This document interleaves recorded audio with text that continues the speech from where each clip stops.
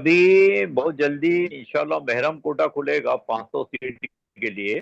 जी। उसमें वो ladies apply कर सकती है जिनके महरम का सिलेक्शन हो चुका है। जी। तो उसमें आप जब वो फॉर्म खुलेगा तो आप उसमें अप्लाई करो। खाली उसमें थोड़ा सा एक रिस्ट्रिक्टर ये है कि उसमें कोटा 500 का है। तो अगर एप्लीकेशन 500 से ज्यादा आते हैं ऑल ओवर इंडिया से लेडीज के, तो उसमें भी फिर लॉटरी होगी। अस्सलाम वालेकुम वरहमतुल्लाहि वबरकातुहू। दोस्तों मैं हूं नईम। दोस्तों हज 2027 के मुतालिक अल्हम्दुलिल्लाह हमारी कल चौथी जूम मीटिंग हो चुकी है। संडे 23 अगस्त को ये मीटिंग थी, रात 9:30 बजे से 11:30 बजे तक, और पूरे इंडिया से लोग इसमें जुड़े हुए थे। अल्हम्दुलिल्लाह तकरीबन 300 से ज़ायद लोग इसमें जुड़े थे और लोगों के मुख्तलिफ सवालात उनके जवाबात दिए गए। अल्हम्दुलिल्लाह बॉम्बे हुज्जाज कमेटी के जनरल सेक्रेटरी ताजुद्दीन भाई के ज़रिए से ये इनके सवालों के जवाब दिए गए।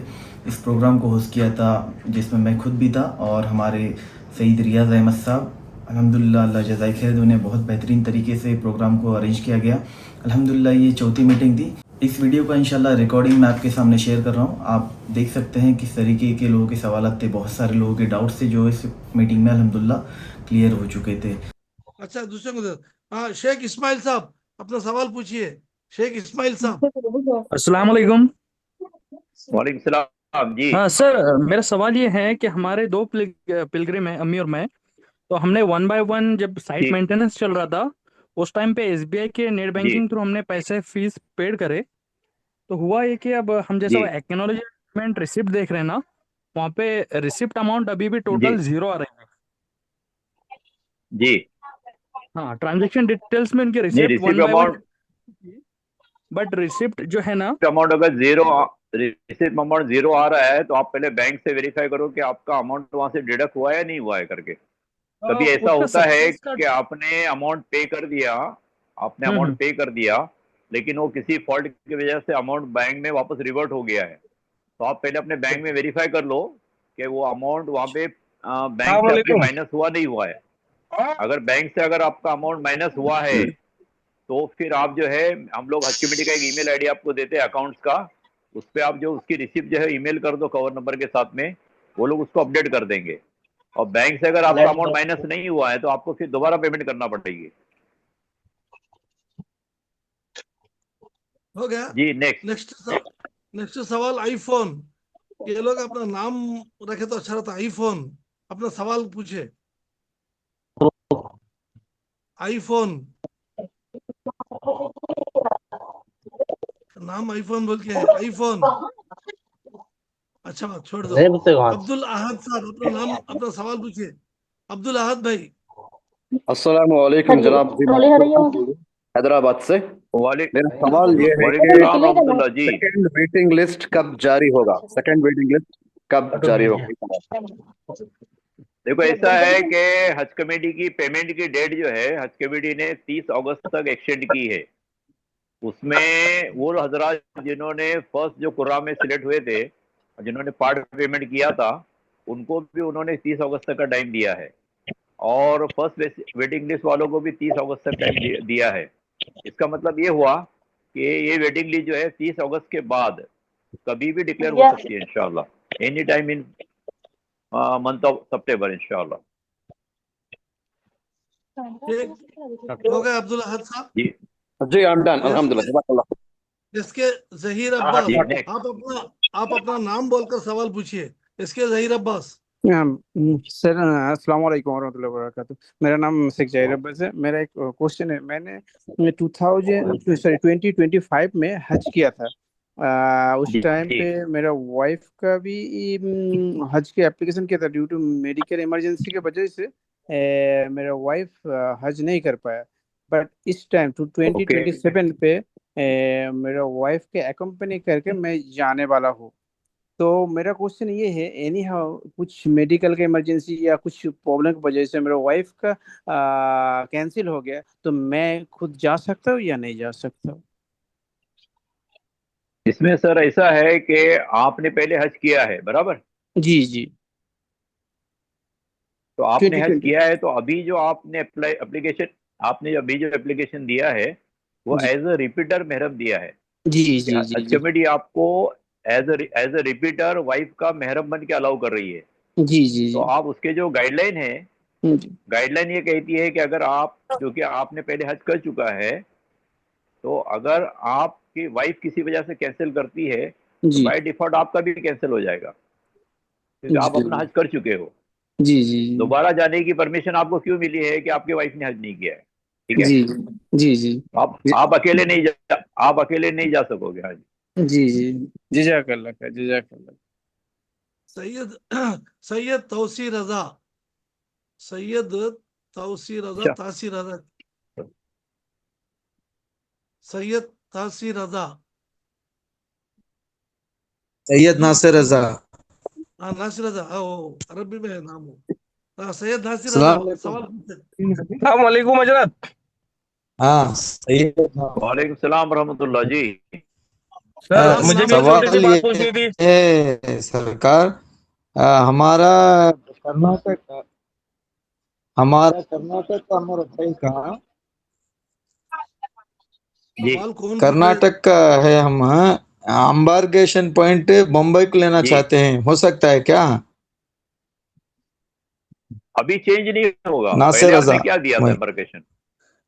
नहीं नहीं, एम्बार्केशन पहले आपने क्या लिखा सवाल था? ये है, हमारे भाई का एक आदमी का आज एक, हाँ, पहले वो बेंगलुरु लिखा बता रहा है, मैं नहीं है, मेरा भाई कजिन भाई है। जिसने भी आपका फॉर्म भरा था उसने जो एम्बार्केशन सिलेक्ट किया है, दो एम्बार्केशन, पहले उसमें जो पहला एम्बार्केशन बेंगलुरु आपने जो लिखा पहला एम्बार्केशन है, जो आपने लिखा बाद है, में मुंबई डाला है।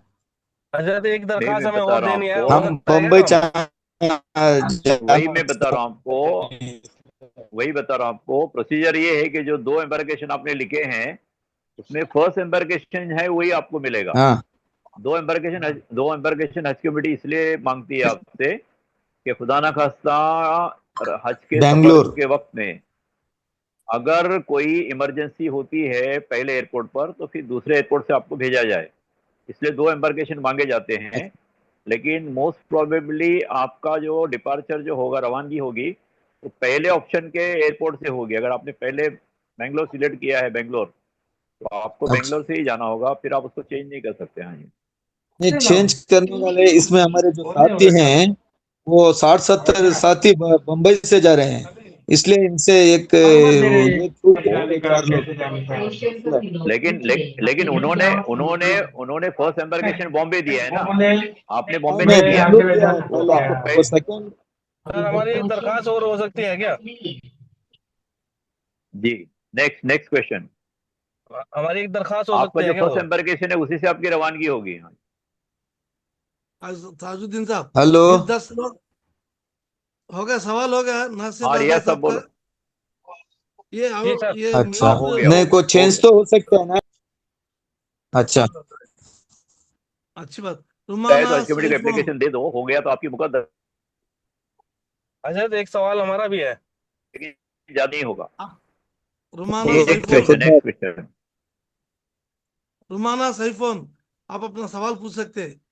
रुमाना सैफोन, हेलो, अस्सलाम वालेकुम।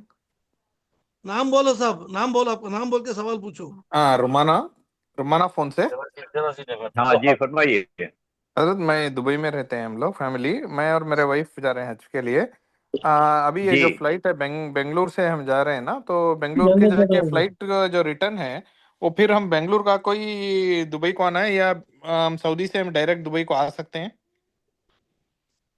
सैयद साहब बताइए आप, रियाज साहब। देखो, आप जो एनआरआई पिलग्रिम्स है वो लोग है ना, अपने वर्किंग कंट्री को जा सकते हैं।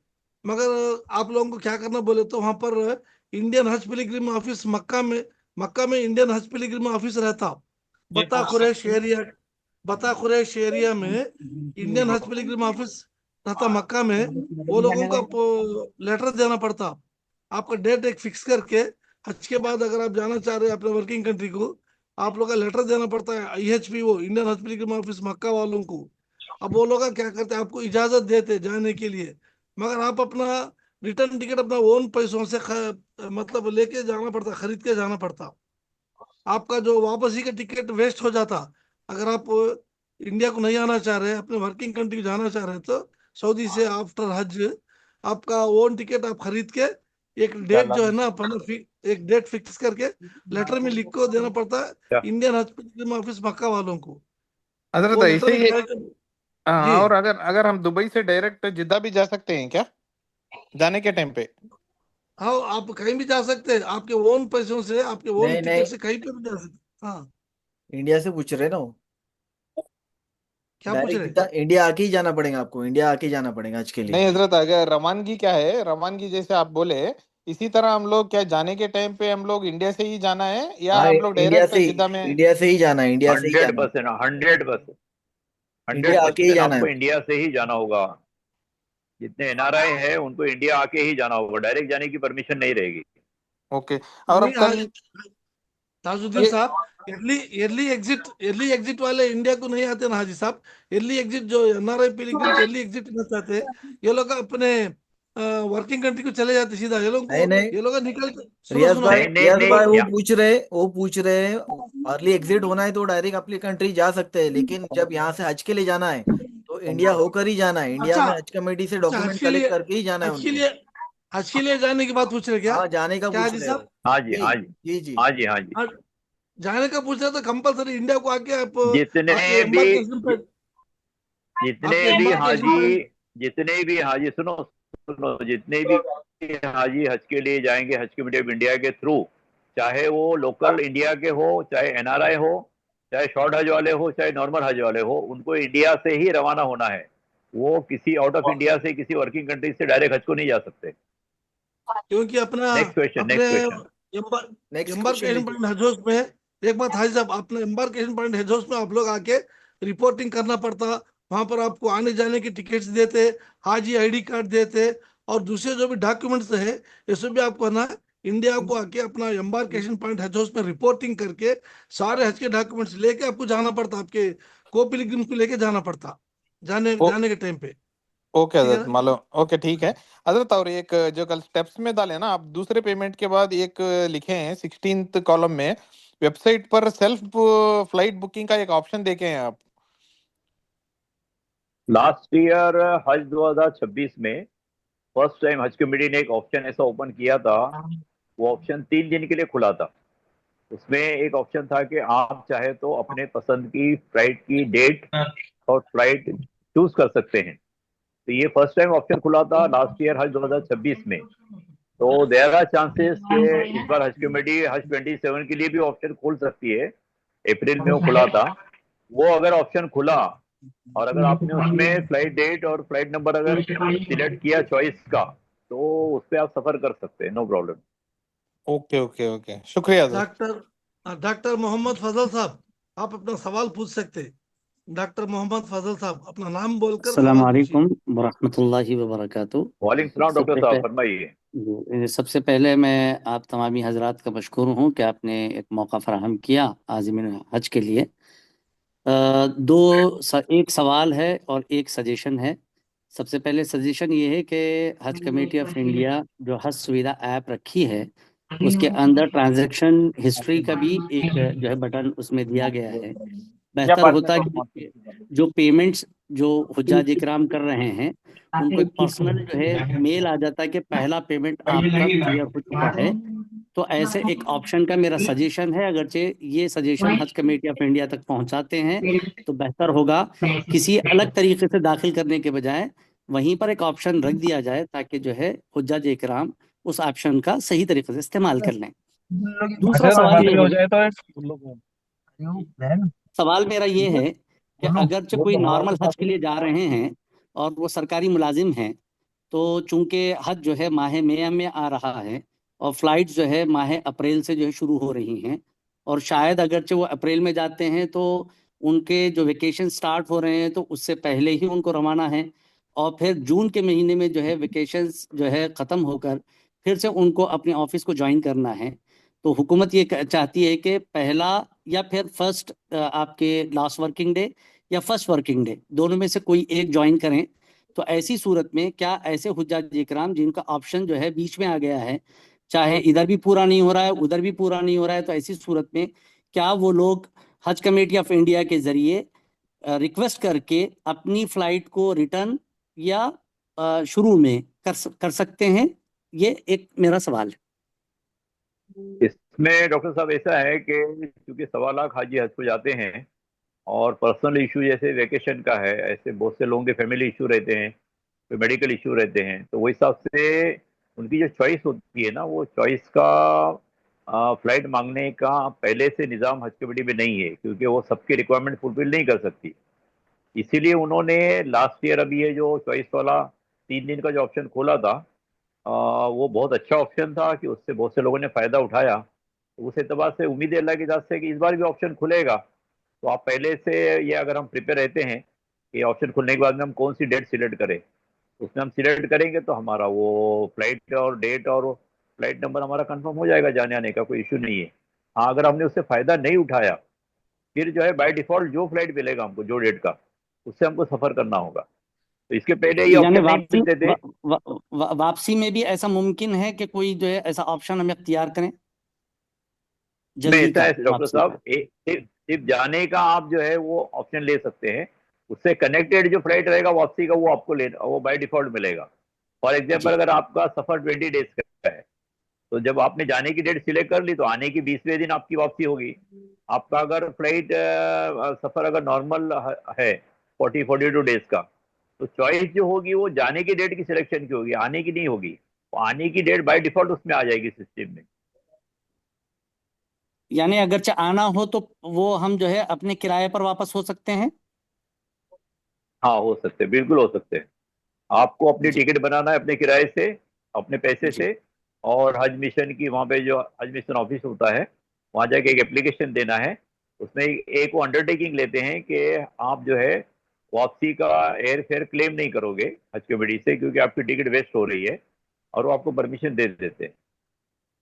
इसमें जज़ाकुमुल्लाह डॉक्टर खैरन साहब कसीरा। डॉक्टर साहब जी इसमें एक चीज क्या है बोलते हो, वापस आने के लिए आपको हज के बाद फौरन डेट वो लोग अनाउंस नहीं करते। 12 जिलीजा को हज पूरा होगा तो उसके 3 दिन के बाद का, उसके बाद से आप ले सकते टिकट वापसी का। हज के जी बाद 3 दिन गैप रहता, 3 दिन के बाद आप लोगों को ना वो लोग है ना इजाजत देते टिकट लेने की। दूसरी बात जो बेहतर। है, वो लोग एक एयरपोर्ट फिक्स करते, या तो जद्दा एयरपोर्ट फिक्स करते या नहीं तो मदीना एयरपोर्ट फिक्स करते। आप अपने चॉइस के एयरपोर्ट से वापस नहीं जा सकते। IHP वो ऑफिस वाले जो एयरपोर्ट फिक्स करते, जो डेट फिक्स करते, वो डेट या उसके बाद आप जाना पड़ेगा, वो एयरपोर्ट से आपको वापस ही टिकट लेना पड़ेगा, ठीक है ना? ये है। जज़ाकल्लाह खैर। नजीमास आईफोन, जी, नेक्स्ट नेक्स्ट नजीमास, नेक्स्ट नेक्स्ट। बुला रहा हूँ हाजी अस्सलामुअलैकुम साहब। रहमतुल्लाह। आप अपना नाम बताइए। जी, जी मेरा नाम वालेकुम आरिफ है। सलाम, वालेकुम सलाम। जी मेरा नाम आरिफ है। मैं कुवैत से मेरी फैमिली के साथ में एक्चुअली अप्लाई नजीम किया है। नजीमास नजीमास आईफोन को बुलाया जी, गया। जी हाँ, जी वही है, वही है, तो वही है, सही सही साहब, वही हाँ है। हाँ, तो मैं अच्छी जी बात कुवैत है। से जी जो है जी, वहाँ फैमिली फरमाइए। के साथ में अप्लाई किया है। और 20 दिन के लिए जो जी है वो अप्लाई किया हुआ है, शॉर्ट हज के लिए। लेकिन जी, कैसे पता चलेगा कि हमारा सिलेक्शन जो है वो 20 डेज में हुआ है या नहीं हुआ है? पहले बताओ कि आपका सिलेक्शन हो गया है, आप वेटिंग में है? जी जी जी जी, सिलेक्शन हो गया है और पेमेंट भी जो है हो गया है। हाँ, तो हज कमेटी ने इस बात का ऐलान किया है कि जिनका सिलेक्शन हो गया है, वो जी अगर उन्होंने 20 डेज में अप्लाई किया था तो उनका 20 डेज में ही सिलेक्शन हुआ है। अभी जो अच्छा। वेटिंग में है उनका भी नहीं पता चलेगा। लेकिन those who okay are okay. Selected in the first list, those who are selected in the first list, and those who are selected in the first waiting list, उनमें से जितने लोगों ने शॉर्ट हज ऑप्ट किया था, मांगा था, उनका जी सफर शॉर्ट हज में ही होगा इंशाल्लाह। जी, ठीक है, आप जजाकल्ला खैर। बेफिक्र रहे, और ओके। जी और एक सवाल है, ये पासपोर्ट जो है वो सबमिशन के लिए कैसा रहेगा एनआरआईज के लिए? अभी हज 2026 जो हुआ लास्ट ईयर का, उसमें जी फर्स्ट टाइम हज कमेटी ने इस बार पासपोर्ट नहीं मांगा, यानी किसी जी का पासपोर्ट लिया नहीं।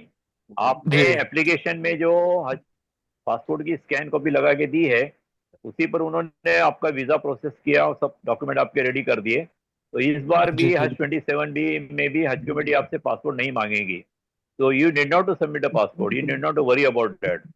तो okay okay. Those who are NRI, those who are NRI, वो अगर एक हफ्ते पहले भी अगर आते हैं उनके डिपार्चर डेट से, तो बाकी अपनी फॉर्मेलिटी पूरी करके वो सफर कर सकते हैं। पासपोर्ट सबमिशन का कोई इश्यू नहीं है।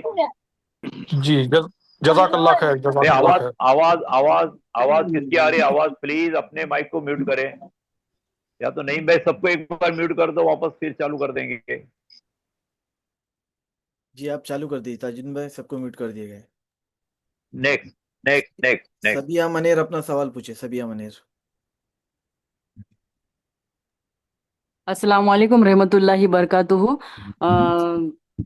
ये जो वालेकुम सलाम। हमारा अपना टूर से हज हो गया था, अभी हज कमेटी से सिलेक्शन हुआ है। सवाल वो हज कमेटी से जी मतलब मुफ्ती से रिलेटेड है कि आज अभी हमारे माँ बाप ने भी हज किया है, हम लोग ने भी किया है। तो अब हज बदल करना है तो ननिहाल वालों की तरफ से करे अभी जो बाकी बचे हैं, या अपने फादर के तरफ से, उनके तरफ से लोगों का करे, जैसे दादी बच गए थे ऐसा हज करने के। ऐसा नहीं है, शरई हुक्म है कि जहां तक किसी पे एहसान करने का वक्त आता है तो अल अकरब फल अकरब, जो ज्यादा करीब है उसको प्रायोरिटी अच्छा। दे दी जाए। तो अब इसमें हम्म। ननियाल और ददियाल का सवाल नहीं आता है।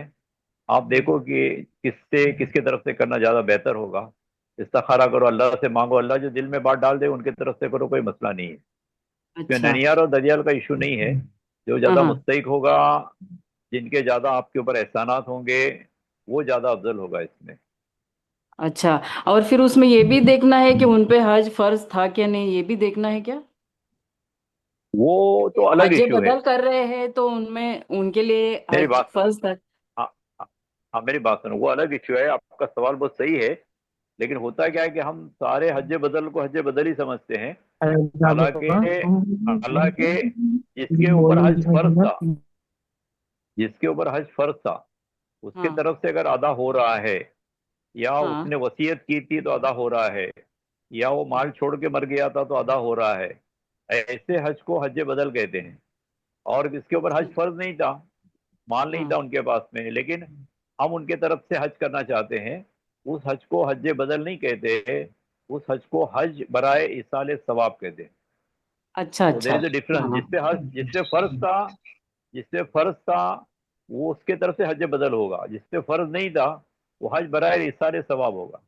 हाँ हाँ हाँ। अच्छा, जो माल छोड़ के गए हैं यानी उनके माल से हज करने का आप ऐसा बोल रहे हैं? नहीं नहीं, वैसा नहीं। अगर समझो किसी के पास हज फर्ज था, हाँ लेकिन उन्होंने किसी वजह से हज नहीं किया, हाँ या हाँ तो उम्र की वजह से नहीं किया, बीमारी की वजह से नहीं किया, या हाँ कोई हाँ लेडी थी उसको महरम नहीं मिला करके हज नहीं किया, या उनके अंदर उतनी हज का जो है वो फजीलत उनके जहन में नहीं थी इसलिए नहीं किया, तो ऐसे हाँ लोगों पे हज फर्ज था। हाँ तो हाँ हाँ उनके जैसे हमारे वालिद साहब है, वालिद हाँ साहब के जिम्मे कोई कर्ज था और उनका इंतकाल हो गया, तो हम वो हाँ कर्ज अदा करेंगे नहीं करेंगे? जरूर हाँ करेंगे। हाँ तो हाँ ऐसा हाँ। ये हज उनके ऊपर फर्ज था, यानी उनके नहीं ऊपर किया है। कर्ज था हज हाँ का। हाँ हाँ वो हाँ हाँ, वो कर्ज हो गया उनके ऊपर अल्लाह की तरफ से, तो उसको हाँ अदा करना हमारे जिम्मे है। अब हाँ। उन्होंने अगर माल छोड़ा है तो वो तो उनके माल में से कर सकते हैं। उन्होंने अच्छा वसीयत की अच्छा। है, वसीयत में से कर सकते हैं। और वो हाँ हाँ कुछ भी नहीं किया होगा तो अपने माल की तरफ से कर सकते हैं। अगर हाँ हाँ समझो उनके पास उन्होंने माल बाद में नहीं छोड़ पाया, उनका माल जाया हो गया, खर्च हो गया, तो हाँ हाँ औलाद जो है उनका जैसे कर्ज अदा करती है, हाँ हाँ। ऐसे हज फर्ज को कर्ज समझ के अदा करे तो उसमें और औलाद को ज्यादा सवाब मिलेगा।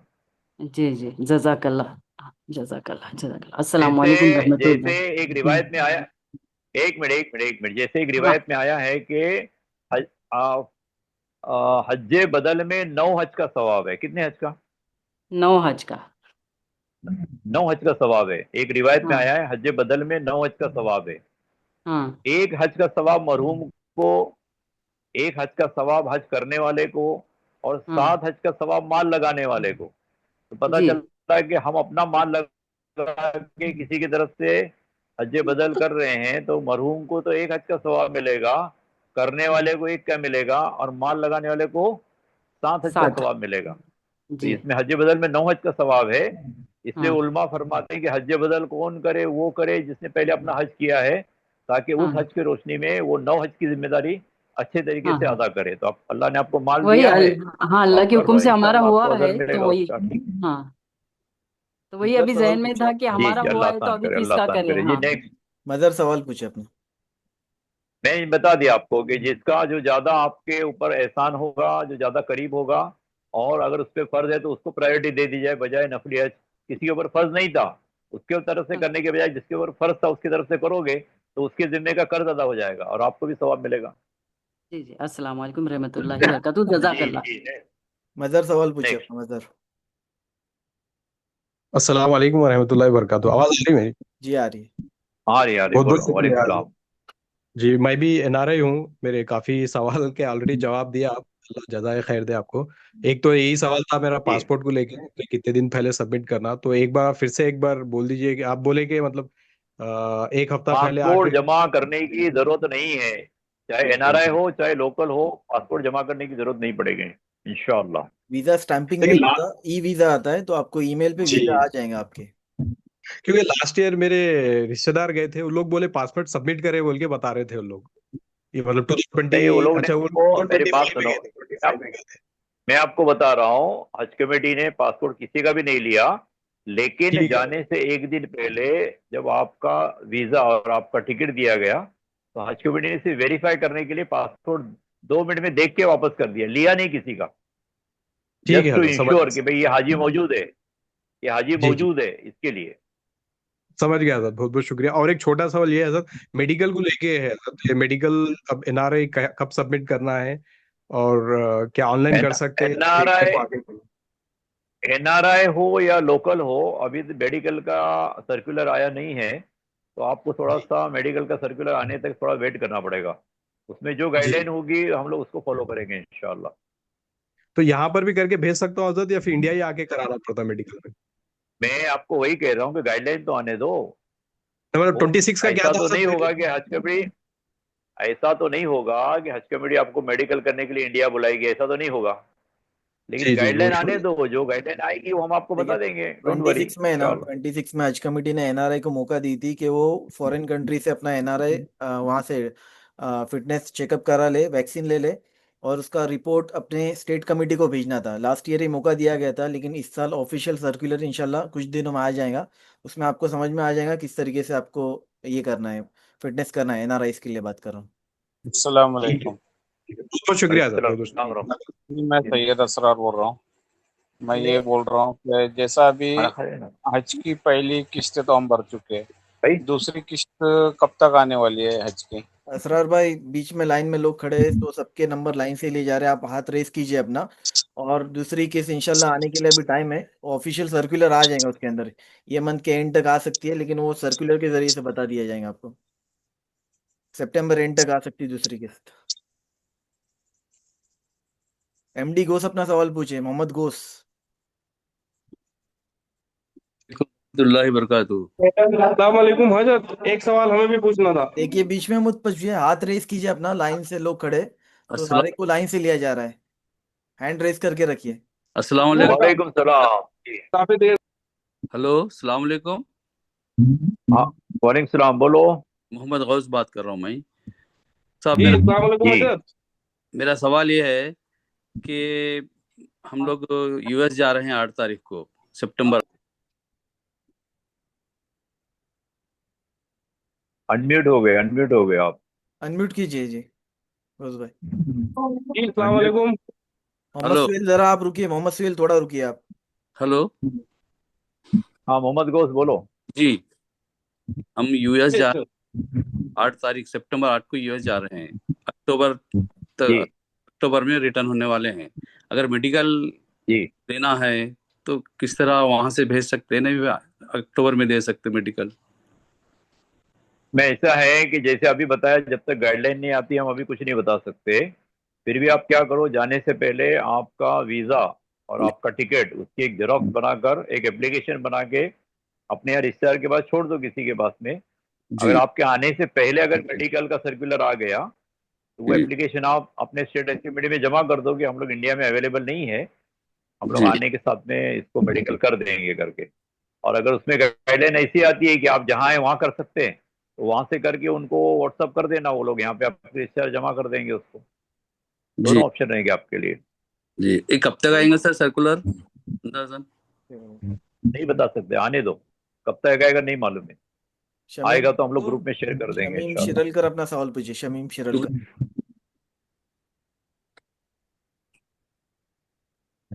जी कल कर का अब मौका आ गया उनका ना, उन्होंने सवाल नहीं करे। अब तरतीब से आने दो नईम भाई, जी, एक के वो पीछे एक हैंड आने रेस दो। पे ही आ रहे हैं, हैंड रेस पे ही आ रहे हैं। शमीम नहीं, शिकलकर। तमीम शिकलकर जब से पुकारे थे उन्होंने जवाब नहीं दिए। डॉक्टर इरफान का हो गया, डॉक्टर इरफान। अस्सलाम वालेकुम। वालेकुम सलाम जी, पूछिए सर। इंदौर से बात कर रहा था वलीकुम जनाब मैं। मेरे दो क्वेश्चन थे।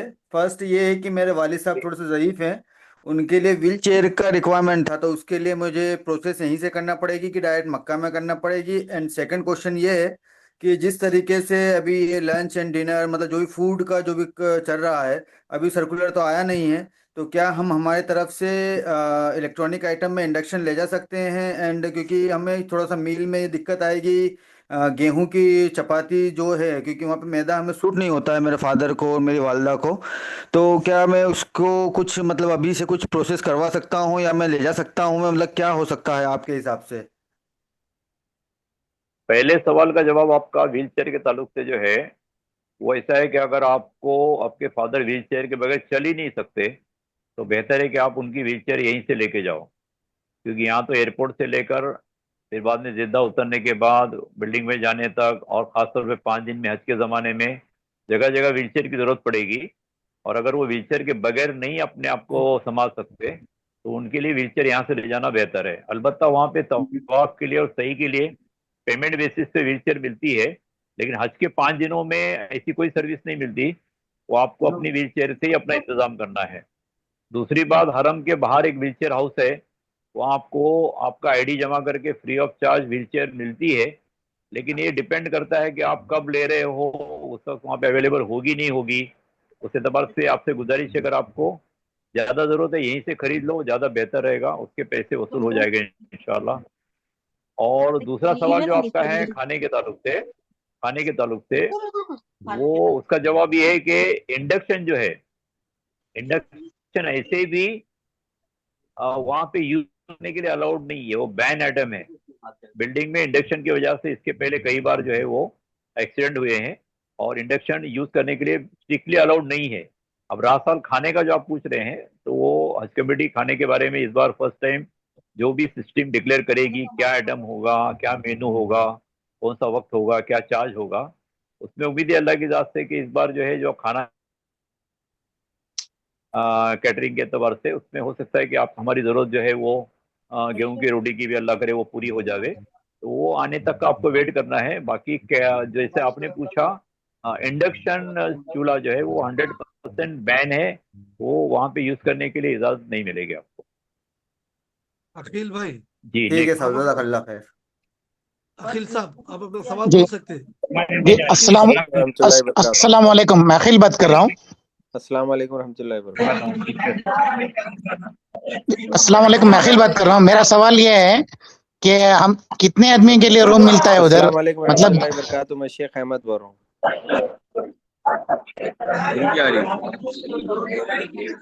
अभी इसमें जी अस्सलाम वालेकुम, मैं अस्सलाम वालेकुम रहमतुल्लाहि व बरकातहू। मैं शेख अहमद बोल रहा हूँ। नहीं, मैं अस्सलाम वालेकुम। सबको म्यूट कर दो, नहीं मैं सबको म्यूट कर दो। अभी एक एक को परमिशन दे दो, एक को, वो एक ही बात करेगा, एक साथ में चार लोग देखिए, कैसे बात अकील कर रहे पूछिए अपना सवाल, अकील।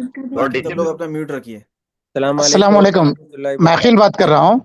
जी वालेकुम बोलिए। सलाम। मेरा सवाल ये है, आपका सवाल, आपका wait wait wait wait wait wait wait आपका सवाल पूछने के पहले मैं रिक्वेस्ट करूंगा कि जी हमने शुरू में ये इंस्ट्रक्शन दिए थे, जो लोग बाद में जुड़े उनको नहीं मालूम है कि जी एक साथ में सब लोग नहीं बोलेंगे। जो हैंड रेस करेगा उसका नाम पुकारा जाएगा, वही सवाल पूछेगा, जब तक बाकी सारे लोग अपना माइक जो है म्यूट करके रखेंगे ताकि शोर नहीं हो, और डिसिप्लिन से एक एक पूछेंगे, सबको मौका मिलेगा। तो जो लोग बाद में जुड़े थे उनको ये नहीं मालूम है रूल, तो इसलिए उनसे गुजारिश है कि एक एक करके हाथ हैंड रेस करके सवाल पूछे, और अपना मौका रहेगा, अपना वक्त रहेगा तभी अपना माइक जो है अनम्यूट रहेगा, वरना पूरे वक्त में अपने माइक को म्यूट रखना है, वरना पूरा यहाँ पे शोर हो जाएगा पूरा। जी अकील भाई सवाल पूछिए आप। जी वहाँ में रूम कितने आदमियों के लिए देते हैं? मतलब औरतों के लिए अलग रहेगा, मर्दों के लिए अलग रहेगा? अगर अगर मर्दों के लिए रहे तो कितने साथी रह सकते हैं? और दूसरा सवाल ये है कि इसमें दूसरे अभी कवर एक एक सवाल पूछो, उसका जवाब लो, फिर दूसरा सवाल पूछो ना। जी जी जी जी पहले सवाल जो आपने पूछा उसका जवाब ये है कि जी हज 26 में लास्ट ईयर भी वही रूल था, इस बार भी वही रहेगा कि जी लेडीज और जेंट्स सेम बिल्डिंग में सेम फ्लोर पे बाजू बाजू के रूम में रहेंगे, एक रूम में नहीं रहेंगे। इसलिए कि इसके पहले बहुत सी जो है कंप्लेंट्स आती थी और बहुत सी बेहतियाती होती थी, हमारे माँ बहनों के लिए बहुत सा मुजाहिदा होता था। एक ही कमरे में गैर महरम मर्द भी रहते थे, औरतें भी रहती थी, नहाना धोना है, कपड़े बदलना है, बड़ा मुजाहिदा होता था। इसलिए अभी ये सऊदी ने स्ट्रिक्ट कर दिया सबके लिए कि मर्द और औरतें बाजू बाजू के रूम में रहेगी। अब रहा दूसरा सवाल आपका जो कनेक्टेड उससे है कि कैपेसिटी क्या रहेगी, वो डिपेंड 4 का 5 का 6 का रूम रहता है वहाँ पे, लेकिन बाजू बाजू के रूम में रहेंगे और मर्द के रूम में रहेंगे, औरतों के रूम में रहेगी। अच्छा, आप बाहर निकल के लॉबी में बैठ सकते हैं, मिल सकते हैं, खा सकते हैं, सवाब के लिए, शॉपिंग के लिए, घूमने के लिए साथ में जा सकते हो, प्रॉब्लम नहीं है। कमरे के अंदर लेडीज के कमरे में लेडीज और जेंट्स के कमरे में जेंट्स रहेंगे। अभी आपका दूसरा जी सवाल पूछो। जो हमारे दूसरे कवर जो साथी हैं उनको भी अपनी एक ही फ्लैट में हम ले सकते हैं क्या? मतलब और ले सकते हैं तो कितने कवर नंबर ले सकते हैं हम? नहीं, वो कवर जो सिलेक्शन हुआ है करने का जो प्रोसीजर पहले था, जी सिलेक्शन हुआ है, लेकिन कवर नंबर अगर अलग अलग है तो उनको जी साथ में क्लब करने का प्रोसीजर पहले था, वो पिछले 2 साल से हज कमेटी ने बंद कर दिया। अभी हम कोई 2 कवर को साथ में क्लबिंग करने का एप्लीकेशन दे नहीं सकते, हज कमेटी उसको मंजूर नहीं करेगी। अलबत्ता ये जो फ्लाइट चॉइस का जो ऑप्शन खुलेगा 3 दिन के लिए, उसमें अगर आपने दोनों कवर वालों ने अगर सेम डेट और सेम फ्लाइट अगर सिलेक्ट कर लिया तो उसमें चांसेस है कि आप एक ही साथ में सफर करो और हो सकता है एक ही बिल्डिंग आपको मिल जाए। बाकी 2 कवर आप क्लब साथ में नहीं कर सकते, ये अभी रूल बन गया है। ठीक है, जज़ाकल्लाह। शेख फारूक अहमद जी अपना सवाल पूछ सकते हैं। शेख फारूक अहमद, शेख फारूक अहमद, एमडी जी गौस नेक्स्ट। भाई, आप एमडी गौस भाई, एमडी गौस भाई आप एमडी घोष हो अपना गए, सवाल पूछ सकते हैं। ये जो सईद पटवेकर एमडी घोष हो गए। अस्सलाम वालेकुम। नाम बोलिए। शेख फारूक अहमद। हाँ बोलिए। हाँ शेख फारूक फरमाइए। हजरत मैं ये पूछ रहा था कि 2 प्रोग्राम है, 2 कवर नंबर है, हम 4 साथ एक साथ आ सकते हैं? नहीं, वही सवाल तो अभी पूछा ना कि 2 कवर को हाँ साथ में वही क्लब नहीं किया जाएगा। एक सवाल का जवाब आ गया तो वो सवाल दूसरा आदमी नहीं पूछे ना। अभी तो बात हो गई कि 2 कवर को एक साथ में क्लब करने का आप नहीं दे सकते। अलबत्ता फ्लाइट चॉइस अगर आपने एक सेम फ्लाइट अगर सिलेक्ट कर लिया तो हो सकता है कि आपका सफर साथ में होगा इंशाल्लाह। तो वो डेट कब तक के मिलेंगे? जी 2 कवर नेक्स्ट। मिलाने के लिए हाँ दोनों का एक ही स्टेट होना, एक ही एम्बार्केशन पॉइंट होना है ना? स्टेट हाँ एक ही ये होना और एम्बार्केशन पॉइंट एक ही होना। आवाज जा रही है अभी न्यूज एक कंट्रोल ही में। स्टेट है, एक ही डिस्ट्रिक्ट है। मोहम्मद अफरोज हाजी साहब एक अपना सवाल सवाल था। पूछ सकते। मोहम्मद अफरोज, जी मोहम्मद फरमाइए। अफरोज में अपना सवाल पूछ सकते हैं। अस्सलाम वालेकुम। नाम बताइए। जी मेरा नाम वालेकुम मोहम्मद सलाम। अफरोज है। नाम बताइए हाजी साहब। मोहम्मद अफरोज है जी मेरा नाम। मोहम्मद अफरोज है क्या? हाँ मोहम्मद अफरोज। जी हाँ। हाँ पूछिए बोलो। पूछिए। ऊपर के लोग बाकी है, हैंड रेस किए हुए सईद पटवेकर है, हाँ हुसैन, ये ये लोग मेरा बाकी सवाल है। ये था जी, शॉर्ट हज के सिलसिले में सवाल था। हमने 4 लोगों का जी एप्लीकेशन डाला है एक ही कवर लेटर में, और जी ये टेंटेटिव डेट्स क्या रहेंगे जो रवानगी के शॉर्ट हज के लिए, बस उसी के सिलसिले में था क्योंकि हमें ऑफिस में एप्लीकेशन देना है। इसमें जो भी 32 डेज का जो शेड्यूल फ्लाइट शेड्यूल बना हुआ है उसमें लास्ट आखिरी के 3 दिन शॉर्ट हज वाले की रवानगी होगी, इसलिए आपको बिल्कुल परेशान नहीं होना है। आखिरी दिन जो रहेंगे फ्लाइट के वो वालों के लिए रहेंगे इंशाल्लाह। जी शुक्रिया। ये उनको बता मोहम्मद दीजिए आईफोन, नेक्स्ट। फ्लाइट ये 9 तारीख को आईफोन रहेगा। लास्ट फ्लाइट 9 मई को रहेगा, जिसमें वो 4 दिन पहले ही अपनी छुट्टी डाल सकते हैं शॉर्ट हज वाले। म्यूट करनी है। यानी 7 आईफोन आईफोन आवाज जा रही 9589286412 7, 8, 9 8 में से सईद हो गया पटवेकर सवाल का जवाब जी हो नेक्स्ट। गया। सईद पटवेकर पूछिए सवाल। रियाज भाई, सईद पटवेकर का हैंड रेज है ऊपर पहले लाइन में, हो सईद पटवेकर है, हुसैन है, ये लोग अपना सवाल पूछिए।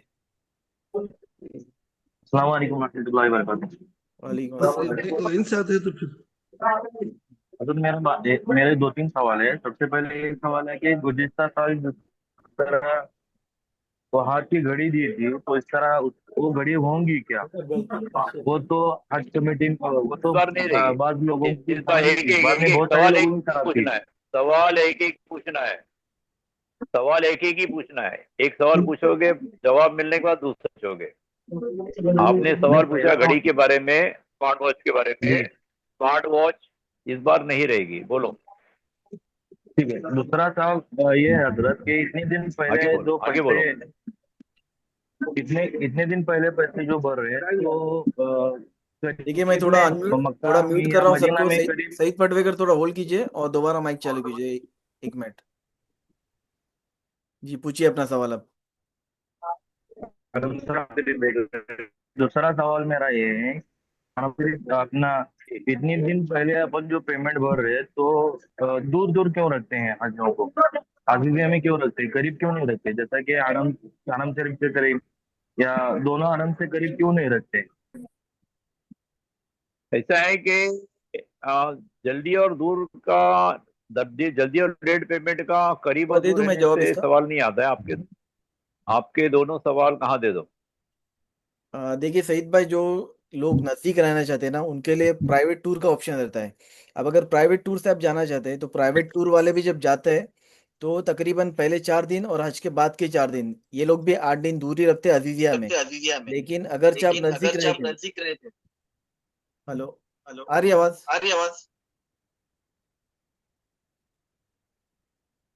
लेकिन डबल डबल आ रही है। आपके पास में 2 डिवाइस है, एक को बंद कर दीजिए। जी देखिए, इस वक्त जो अगर आप नज़दीक रहना चाहते हैं तो प्राइवेट टूर ही खाली आपके पास ऑप्शन रहता है। और प्राइवेट टूर का पैकेज स्टार्ट होता है 6.5 लाख, 8 लाख और 10 लाख। ये जितना आप नज़दीक रहना चाहते हैं, आप प्राइवेट टूर से जा सकते हैं और रह सकते हैं। और रहा बात पेमेंट जल्दी लेने का, तो इसके पहले जो गए 2024 तक जो हज होने के, तो आखिरी 3-6 महीने तक पूरा सब ये यानी 6 महीना पहले इतना नहीं किया जाता था। अभी साल भर पहले से सब तैयारी की जा रही है। जैसे हम लोग कल सीओ सर के साथ बैठे थे। आवाज क्यों डबल हो रहा है? जैसे कल हमने सीओ सर के साथ बताए थे, तो 12 जिलहज को, हज खत्म होने के एक दिन पहले हज की अगले साल की मीटिंग शुरू हो चुकी थी। यानी अगले साल यानी 2027 का प्रिपरेशन 12 जिलहज को शुरू हुआ, एक साल पहले से। और यहाँ ये सऊदी अथॉरिटीज की तरफ से पेमेंट जल्दी मांगे जा रहे। रमजान के पहले पूरा सब कुछ खत्म किया जाएगा, आपका वीजा वगैरह तकरीबन उस वक्त लग जाएगा। और 2025 के पहले रमजान के बाद वीजा इशू होते थे, प्राइवेट टूर से आप रमजान के बाद बुकिंग कर सकते थे। लेकिन इस बार ये अभी दिसंबर तक सब आपका पूरा सब पेमेंट वगैरह ले लिया जाएगा और उसके बाद वीजा इशू होना स्टार्ट हो जाएगा। ये सऊदी हुकूमत की तरफ से तमाम प्रोसेस चल रहे हैं इस बार। यानी हज को बेहतर से बेहतर बनाने के लिए, अच्छी सर्विस देने के लिए ये इंतजाम पूरे जल्द से जल्द किए जा रहे हैं। इसमें पैसे जल्दी देने का कोई मतलब नहीं हज कमेटी का कि पैसे जल्दी लेकर आपको नजदीक दिया जाए। ये पैकेज में अजीजिया ही दिया जाता है हज कमेटी की तरफ से।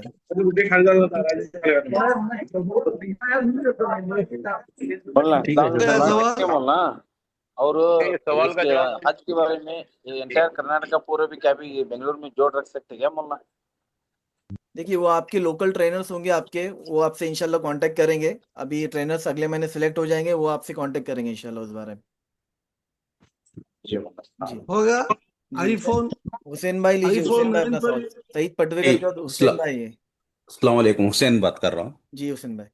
जी एक्चुअली ये मेरे दोस्त का सवाल है। एक्चुअली मैं आयरलैंड में हूँ। जी आप अनम्यूट कीजिए, अनम्यूट दोबारा सवाल कीजिए। जी अस्सलाम वालेकुम, मैं हुसैन बात कर रहा हूँ। मेरा नाम हुसैन है। मैं आयरलैंड डबलिन से बात कर रहा हूँ। मेरे एक दोस्त यहाँ पे है, वो ओसीआई कार्ड होल्डर है, लेकिन एज ए इंडियन थे, अभी आयरिश सिटीजन है, बट उनकी वाइफ इंडियन सिटीजन है। If he wants to do हज, उनके वाइफ को हज कराना बोले तो कैसा है हज कमेटी के through? She is a Indian इसमें citizen sir but husband is a NRI. I got your question. उसमें ऐसा है कि हज कमिटी ऑफ इंडिया के थ्रू अगर हज करना है तो ये मैंडेटरी है कि वो उनके पास इंडियन सिटीजनशिप होना चाहिए और इंडियन पासपोर्ट होना चाहिए।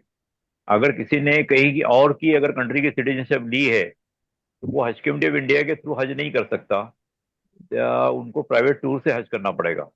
अब इसमें दोनों में हस्बैंड वाइफ में एक का इंडियन पासपोर्ट है, इंडियन सिटीजनशिप है, दूसरे के पास अगर और कंट्री की सिटीजनशिप है तो वो हज कमिटी ऑफ इंडिया से दोनों हज नहीं कर सकते। मैंडेटरी है, जरूरी है कि he must be having Indian passport and Indian citizenship, otherwise he cannot perform हज थ्रू हज committee of India. He has to take chance through private tour only. Okay, शुक्रिया। और एक सवाल था, ये शॉर्ट हज के लिए भी हम लोगों को वो फ्लाइट सेलेक्ट करने का ऑप्शन मिलेगा ना, 3 दिन पहले का फ्लाइट्स? नहीं, उसमें ऐसा है ना कि शॉर्ट हज वाले ऐसे ही लास्ट 3 दिन में जा रहे हैं, तो इसलिए उनको जी सिलेक्ट करने की जरूरत ही नहीं पड़ेगी, क्योंकि उनको उनके फ्लाइट जो है वो आखिरी 3 दिन में इसलिए रखे गए हैं कि जाने के साथ में हज के अरकान शुरू हो गए।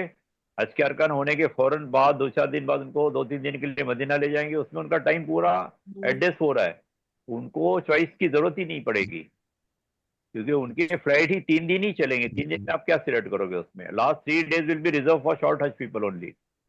ओके। नहीं, first flight like instead of going last flight, मैं 3 दिन पहले की फ्लाइट बोले तो जब शुरू हो रही ना वो फर्स्ट फ्लाइट पकड़ेंगे बोल के ऐसा?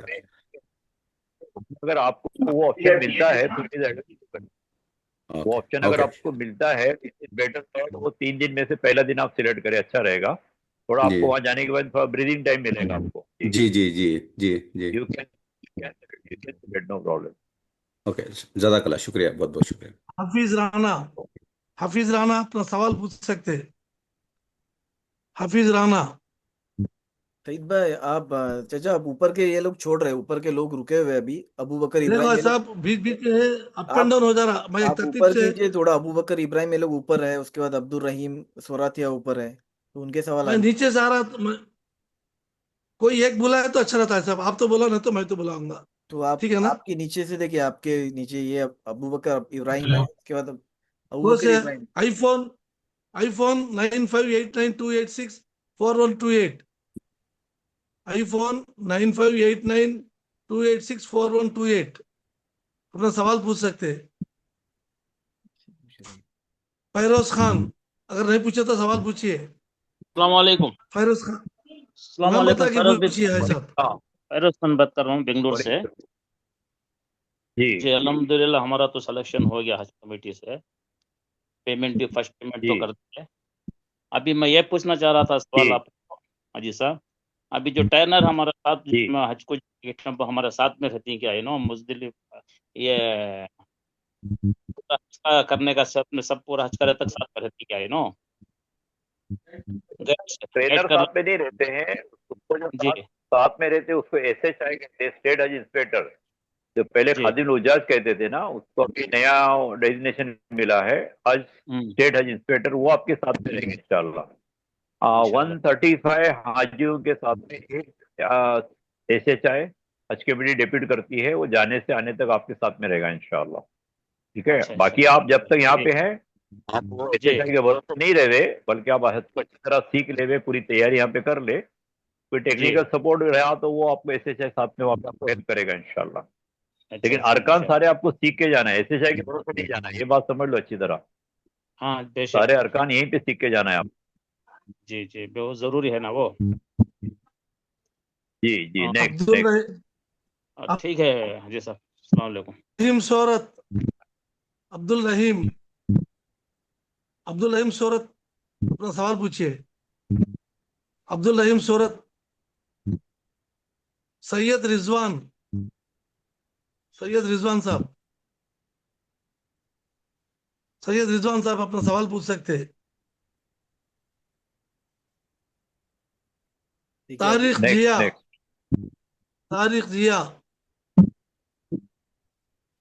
जिया साहब अपना सवाल पूछिए। हेलो, अस्सलाम वालेकुम, मैं सैयद रिजवान बात करता हूँ। आवाज आ रही है?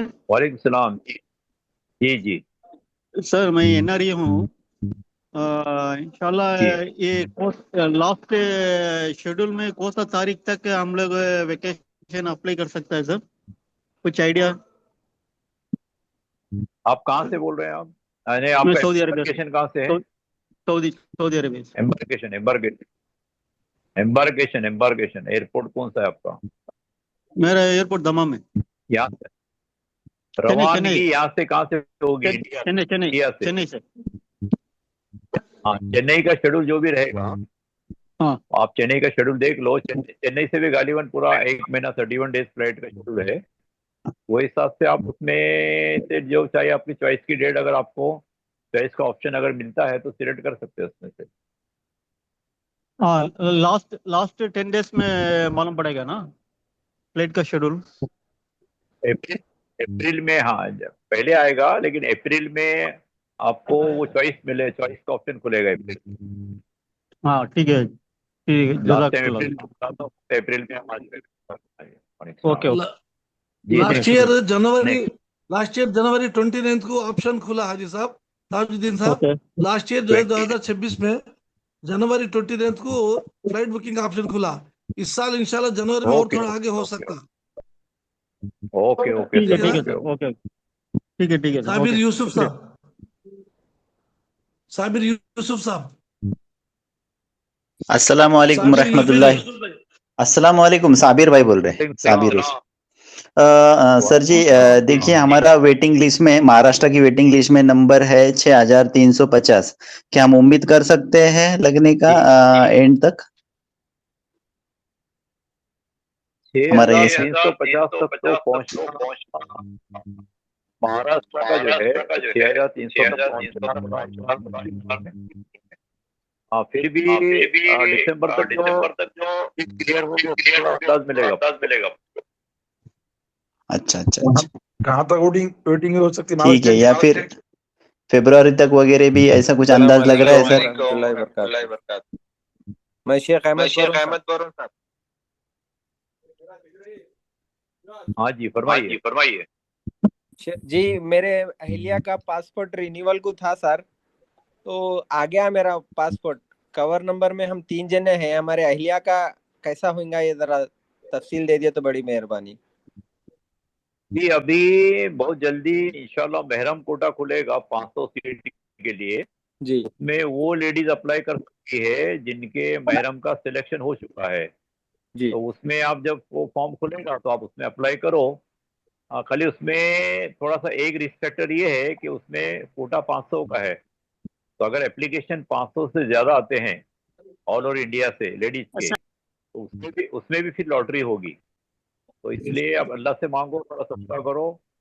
लास्ट टाइम का जो एप्लीकेशन ऑनलाइन अवेलेबल है वो थोड़ा स्टडी करके रखो, और जैसे ही ये सर्कुलर आएगा मैडम कोटे का, आप अपने एरिया के लिए अप्लाई कर सकते हैं, कोई मसला नहीं।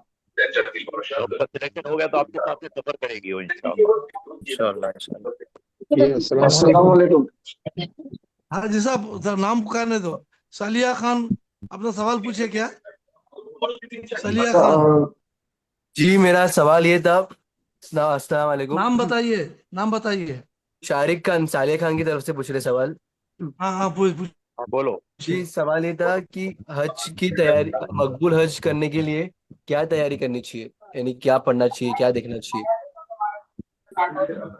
तो आपने जो सवाल पूछा उसका जवाब भी शॉर्ट में नहीं दिया जा सकता। बाकी आपको ट्रेनिंग प्रोग्राम अटेंड करना है, उस ताल्लुक से जो किताबें आती है उसका मुताला करना है, अरकान को सीखना है, अपने अमाल को सही करना है, अपनी नमाज से सही करना है, किसी का लेन देन बाकी है उसको अदा करना है, किसी से झगड़ा फसाद है उससे माफ़ी साफ़ी करना है, अल्लाह से ताल्लुक कमज़ोर था उसको मजबूत करना है। और दीन के देखो इबादत जो है ना उसमें हज आता है, लेकिन दीन के बहुत सारे शोबे हैं। अपने मामलात है, अपनी माशरत है, अपना अखलाक है, अपना रहन सहन है। ये सारी चीज़ें शोबे जब हमारे सही हो गए ना तब जाके हमारा हज सही होगा। एक है हज के 9 काम को याद करना और वहां जाके उनको अदा करना, बेतवाफ ऐसे करना, सही ऐसे करना, कुर्बानी ऐसे करना, माल ऐसे काटना, ये तो अरकान हो गए। लेकिन हज के पीछे जो शरीयत का मकसद है और अल्लाह पाक जो हमको चाहते हैं कि हज के बाद हमारी ज़िंदगी कैसी बने, तो उस एतबार से अगर सही तैयारी, आपका सवाल माशाल्लाह बहुत अच्छा है, तो हम जो है सारे लाइन की अगर तैयारी करेंगे, अपने मामलात को सही करेंगे, अपने लेन देन को सही करेंगे, अपने अखलाक को सही करेंगे, अपने निगाहों की हिफाजत करेंगे, अपनी इबादत को बढ़ाएंगे, अल्लाह से ताल्लुक मजबूत करेंगे, हर गुनाह से बचेंगे और साथ साथ हज के अरकान भी सीखेंगे, तब जाके हमारा हज सही होगा और तब जाके हज हज मकबूल बनेगा, तब जाके हज के बाद की हमारी जिंदगी सही बनेगी और तब जाकर जो है हज के ऊपर जितने अल्लाह के इनामात के वादे हैं कि सारे गुनाहों की माफ़ी, जन्नत का परवाना, जहन्नम से छुटकारा, अल्लाह की रजा, दुआ की कबूलियत, ये जितने इनामात हैं ना तब मिलेंगे जब हम हज वैसा करेंगे जैसे अल्लाह चाहते हैं। इसलिए हम अरकान भी सीखे, अमाल भी सीखे और अपने मामलात को, माशरत को, अखलाक को सही करके पूरा दीन, हज के बहाने पूरा दीन सही करने की कोशिश करें। आपको कई हाजी ऐसे मिलेंगे 4-4 हज किए, अभी तक नमाजों का ठिकाना नहीं है, नमाज पढ़ते हैं तो उठ बैठ वाली नमाज में क्या पढ़ते हो मालूम नहीं है, यानी बाकी सारे शोबे कमजोर है और हज पे हज हो रहे हैं, उम्रे पे उम्रे हो रहे हैं। तो भले हम एक ही हज करें लेकिन ऐसा करें जैसे अल्लाह चाहते हैं, एक ही हज करे, ऐसा करे जैसे प्यारे नबी अलैहिस्सलाम साहब ने करके बताया और फिर हज के बाद हमारी जिंदगी वैसी बने जैसे अल्लाह चाहते हैं। जिंदगी बदल गई, अल्लाह के अहकाम आ गए, जिंदगी में प्यारे नबी के तरीके आ गए, अच्छे अमाल से मोहब्बत हो गई, बुरे अमाल से नफरत हो गई, गुनाहों से दिल घबराने लगा, अच्छे माहौल में दिल लगने लगा, पहले लिबास गलत था, लिबास सही हो गया, पहले जबान गलत थी, जबान सही हो गई, पहले निगाह यहाँ वहां देखती थी, अब निगाह सही हो गई, अब बैतुल्लाह की इर्द गिर्द चले हैं, अब गलत जगह नहीं चलेंगे, जबान से लब्बैक कहा है, अब अल्लाह के साथ में किसी को शरीक नहीं करेंगे। ये सारी तब्दीलियां आ गई तो समझो हमारा हज सही हो गया। तो बहुत सारी चीजें सीखने की, माशाल्लाह आपका अच्छा सवाल है, तो ये सारी चीजों को सही करने की कोशिश करेंगे इंशाअल्लाह। शोएब खाजी साहब, शोएब खाजी साहब अब अपना सवाल पूछिए। शोएब खाजी साहब, अभी जिनका सवाल था अस्सलामुअलैकुम वरहमतुल्लाहि वबरकातुहू। एक मिनट खाली नाम अभी बताइए। शोएब काजी। जी कैसा बताइए। शुभ भाई एक मिनट होल्ड कीजिए। अभी जो सवाल किए थे सालिया खान ने, उनने तो उनके लिए मैंने हमारे एक बॉम्बे के ट्रेनर है हाजी खलील अहमद साहब, उनके यूट्यूब पर भी बयानात वगैरह मौजूद है, उनको मैं लिंक भी शेयर कर दिया हूँ, तो आपको वो लिंक भी मिल जाएंगी। आपको चैट में आपके मैसेज में डाल दिया हूँ मैं लिंक। हाजी खलील अहमद के हज के ऊपर स्पेशल बयानात होते हैं, तो इंशाल्लाह वो भी सुनने से आपको इंशाल्लाह बहुत फायदा होगा। हज की तैयारी से लेके पूरे हज के सफर तक उनके बयानात है। जी बहुत बहुत जज़ाकल्लाह आपका। शुएब काजी पूछिए अपना सवाल। शोएब खाजी साहब, जी मैं पूछना चाह रहा था कि मुझे हज किरान करना है, तो उसके लिए मुझे आखिरी से आखिरी कौन सी फ्लाइट करना पड़ेगा? हज किरान का मसला ऐसा है हजरत के हज किरान में हम यहाँ से रवाना होते हैं एहराम बांध कर, उम्रे और हज दोनों का। तो वहां जाने के बाद में हम उम्रे के अरकान तो कर लेते हैं, तवाफ और सही कर नहीं मुड़ाते, एहराम में हम बाकी रहते हैं पाबंदी में और उसी एहराम के साथ में हम जो चले जाते हैं मीना, अरफात, मुजदलिफा। ये डिपेंड होता है कि बीच का जो गैप है, बीच का जो वक्फा है, बीच का जो पीरियड है वो लंबा है, क्या उतना बर्दाश्त कर सकोगे नहीं कर सकोगे। तो कोशिश तो आपको करना है आखिरी फ्लाइट की 19 मई वाली, लेकिन 19 वाली फ्लाइट अगर आपको मुकद्दर से मिल गई तो आपको 7-8 दिन एहराम में रहना पड़ेगा। और अगर 19 मई के पहले की कोई फ्लाइट आपको मिली, जी जी मैं ये कह रहा हूँ कि अगर आपको आखिरी फ्लाइट मिल गई फिर भी आपका कम से कम 8-9 दिन का एहराम रहेगा। लेकिन अगर आपको समझो आखिरी दिन की फ्लाइट नहीं मिली किसी वजह से, खुदा न खास्ता, तो फिर आपको जाने से पहले तय करना है कि आप उतने दिन एहराम में रह सकोगे या नहीं रह सकोगे। अगर आपके अंदर बशासत है उतने दिन एहराम की पाबंदी में रहने की तो आप हज किरान करोगे, वरना फिर आप अपना डिसीजन चेंज करके आप हज तमत्तो करोगे, क्योंकि जबरदस्ती मुजाहिदा लेना नहीं, ये जो बर्दाश्त नहीं कर सकते हम। तो वो आप क्या करना है कि फ्लाइट की डेट के एतबार से अल्लाह से मांग के फिर आप हिम्मत से इरादा करना कि मुझे कौन सा करना है। मौका तो मिलेगा तो किरान अफजल है, लेकिन अगर किरान का मुजाहिदा ज्यादा दिन एहराम का बर्दाश्त नहीं कर सकते तो फिर खामा का मुजाहिदा लेके गलतियां करे, उससे बेहतर है कि तमत्तो कर ले। सही बात है, सही बात। तो मैं यही पूछना चाह रहा था, अगर मुझे फ्लाइट का ऑप्शन मिलता है तो मेरे को कौन सी डेट की फ्लाइट का ऑप्शन लेना चाहिए? 19 मई लास्ट फ्लाइट की। 19 मई, लेकिन उसमें तो तीन जो लास्ट 3 डेज के है वो तो शॉर्ट हज वाले ना। 19 में नहीं, 9 मई को सुनिए, 19 में नहीं बोल रहे, 9 मई बोल रहे हो। 9 मई की लास्ट फ्लाइट रहेंगी, वो भी शॉर्ट वालों के रहेंगी। आप 5 तारीख के बाद की फ्लाइट ले सकते हैं। 5 तारीख के बाद के शॉर्ट यानी हज वाले लास्ट जो है, जी मेरी बात 9 सुनो, में शॉर्ट हज आखिरी वाले 4 मानेंगे। दिन, क्योंकि लास्ट के 2 दिन 9 शॉर्ट वाले को में दिए मेरी जाते बात सुनो, एक मिनट, नहीं भाई, एक मिनट। शॉर्ट हज वाले जितने हैं वो सब आखिरी 3 दिन में जाएंगे। जी जी इसका मतलब ये नहीं कि नॉर्मल हज वाले 3 दिन में नहीं रहेंगे, ऐसा नहीं है। जी जी वो 3 दिनों में नॉर्मल हज के फ्लाइट भी रहेंगे। जी जी जी सिर्फ ये बात समझ लो कि शॉर्ट हज वाले जितने हैं वो सब आखिरी 3 दिन में जाएंगे, लेकिन उन 3 दिनों में नॉर्मल हज के फ्लाइट भी रहेंगे। ये बात समझ लो। जी ठीक है ठीक है। तो मैं उसमें ऑप्शन में डाल सकता हूँ ये डेट की ना, लास्ट के 3 दिन के, अगर मेरे को ऑप्शन में मिलता है फ्लाइट का ऑप्शन। मिल गया तो आपकी मुकद्दर। बस ये पूछना था। जज़ाकल्लाह, बहुत बहुत शुक्रिया आपका। शेख अहमद साहब, जी शेख अहमद भाई अपना सवाल पूछिए। शेख अहमद साहब, शेख अहमद साहब, शेख अहमद साहब, जी अस्सलाम वालेकुम। आईफोन और नाम बताइए भाई साहब। शेख अहमद हैदराबाद। हाँ बोलो जी। ये अपने को जो सेकंड जो लिस्ट आएंगी ना साहब अमाउंट पे करने की, वो कब तक आएंगी? हाँ, अभी ऐसा है कि ये जो पेमेंट, अभी फर्स्ट पेमेंट जो है उसकी आखिरी तारीख है 30 अगस्त। जी तो जाहिर है कि 30 अगस्त के पहले तो नहीं आएगी। अच्छा सितंबर में कभी भी आ सकती है। जी जी कब आएगी नहीं मालूम, लेकिन जी सितंबर में कभी भी आएगी। जी जी जज़ाकल्लाह साहब, जज़ाकल्लाह। ठीक, अस्सलाम वालेकुम। आईफोन, आईफोन वालेकुम अपना सवाल पूछिए क्या। आईफोन अब्दुल रहीम शौरत पूछे। हाँ जो अस्सलाम लोग पूछे वालेकुम। अपना हैंड को। अस्सलाम हाँ वालेकुम। साहब, अब्दुल रहीम शौरत साहब। जी सलाम वालेकुम। अब्दुल रहीम शौरतिया बात कर रहे हैं। हाँ बोलिए। अल्हम्दुलिल्लाह, जी अल्लाह ताला ने सेलेक्ट कर लिए हैं हमको भी हज के लिए। बात ऐसा है कि हम लोगों ने शॉर्ट हज के लिए सब अप्लाई किए थे। क्या अभी चांस है उसको 40 दिन का करने में, नॉर्मल हज के करने में? आपने जो ऑप्शन दिया था उसी ऑप्शन में आपका सिलेक्शन हो गया है ना। जी जी जी। तो अगर आपका सिलेक्शन हो गया है, अगर आपने शॉर्ट हज में अप्लाई किया तो आप शॉर्ट हज में ही सफर करोगे, आप चेंज नहीं कर सकते अभी। नहीं कर सकते हैं। ठीक है, शुक्रिया बहुत बहुत। Vivo Vivo V2529, Vivo V2529 अपना सवाल पूछिए। Vivo Vivo V2529। Doctor Norman Rizvi, doctor Norman Rizvi, अस्सलाम डॉक्टर वालेकुम नारमन वरहमतुल्लाहि रजवी। वबरकातुहू। जी अस्सलाम वालेकुम बताइए भाई वरहमतुल्लाहि साहब। वबरकातुहू। मैं डॉक्टर नोमान रज़ी बोल रहा हूँ हैदराबाद से। जी डॉक्टर साहब बताइए।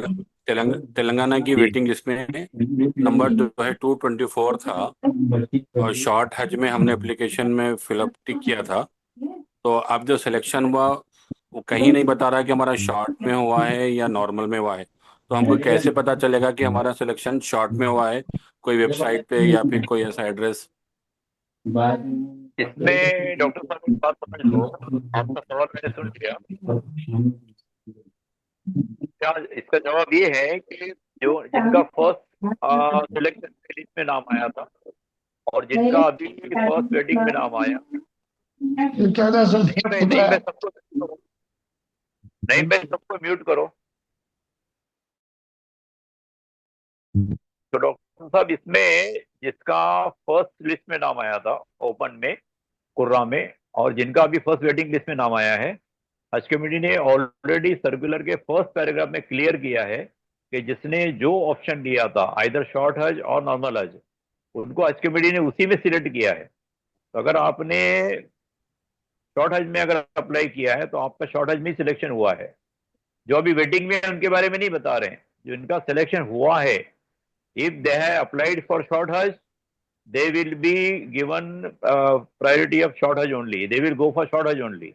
तो आप फिक्र नहीं करें, आपका शॉर्ट हज में नहीं, सिलेक्शन हो गया है। ये बात तो सर्कुलर में है, लेकिन ये कि हमारे कवर नंबर के साथ कहीं मेंशन ऐसा हो जाए ताकि दिल को नहीं इत्मीनान मिले, हजरत, वो कंफर्म हो। आपके HOA मेरी डॉक्यूमेंट में बात रहेगा, सुनो एक बार हाजी ओपन साहब, करके मेरी देखिए। बात सुनो हाजी साहब। सर्कुलर जो HOA होता है ना, डॉक्यूमेंट में रहेगा। सर्कुलर जो होता है, सुनो, सर्कुलर जो होता है ना, वो हज कमेटी की टॉप मोस्ट अथॉरिटी जो होती है, चीफ एग्जीक्यूटिव ऑफिसर हज कमेटी ऑफ इंडिया, वो साइन जी करके इशू करती है, तो कम जी से कम उतना उनके ऊपर भरोसा होना चाहिए कि भाई सर्कुलर में कहा तो सही है।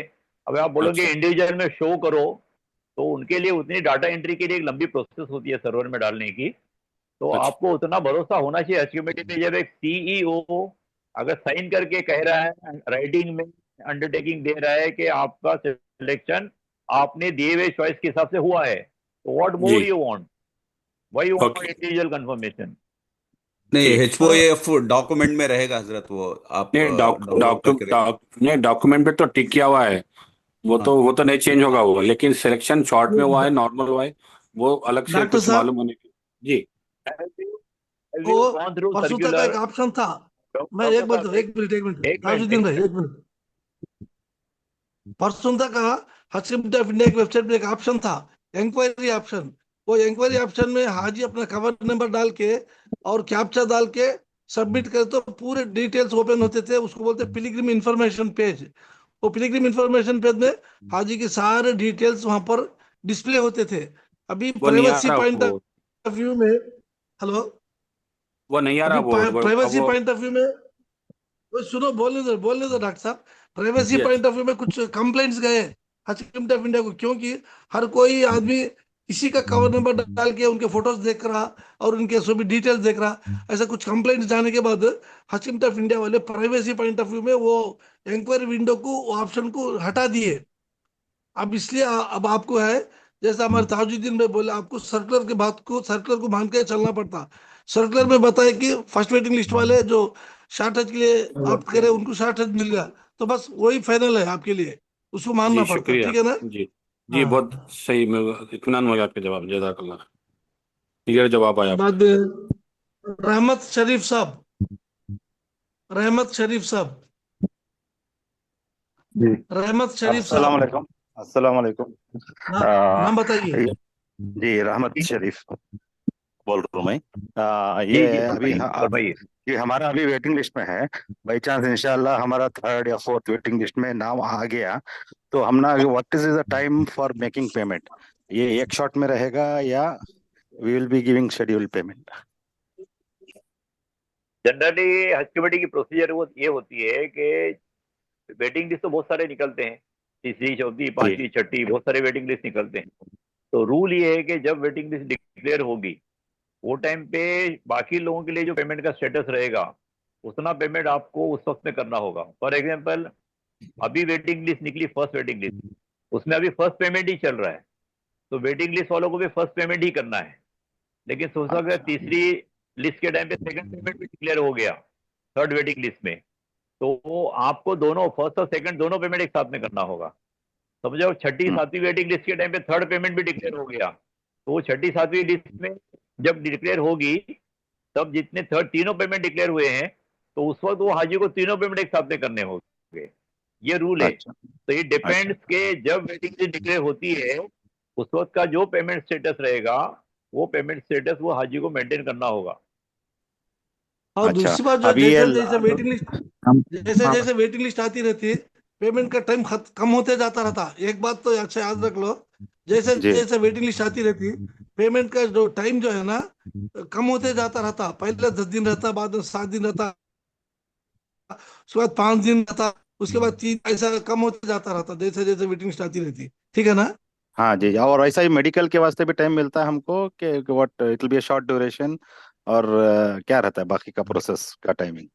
मेडिकल का सर्कुलर आने दो, क्योंकि मेडिकल में बहुत सारे चेंजेस होते रहते हैं अबाउट अच्छा ड्यूरेशन, अबाउट क्या मेडिकल करना है, कैसे करना है, प्राइवेट से करना है, सरकारी दवाखाने में करना है। तो इसलिए जब तक सर्कुलर नहीं आता, it is better to not to comment on that. We just wait for the Haj committee to issue the circular. जो भी डिटेल आएंगे इंशाल्लाह, उसमें अल्लाह खैर करेंगे, इंशाल्लाह अपने को टाइम मिलेगा। इंशाल्लाह इंशाल्लाह। वन प्लस 11R, 1+11R अपना सवाल पूछ सकते। 1+11R,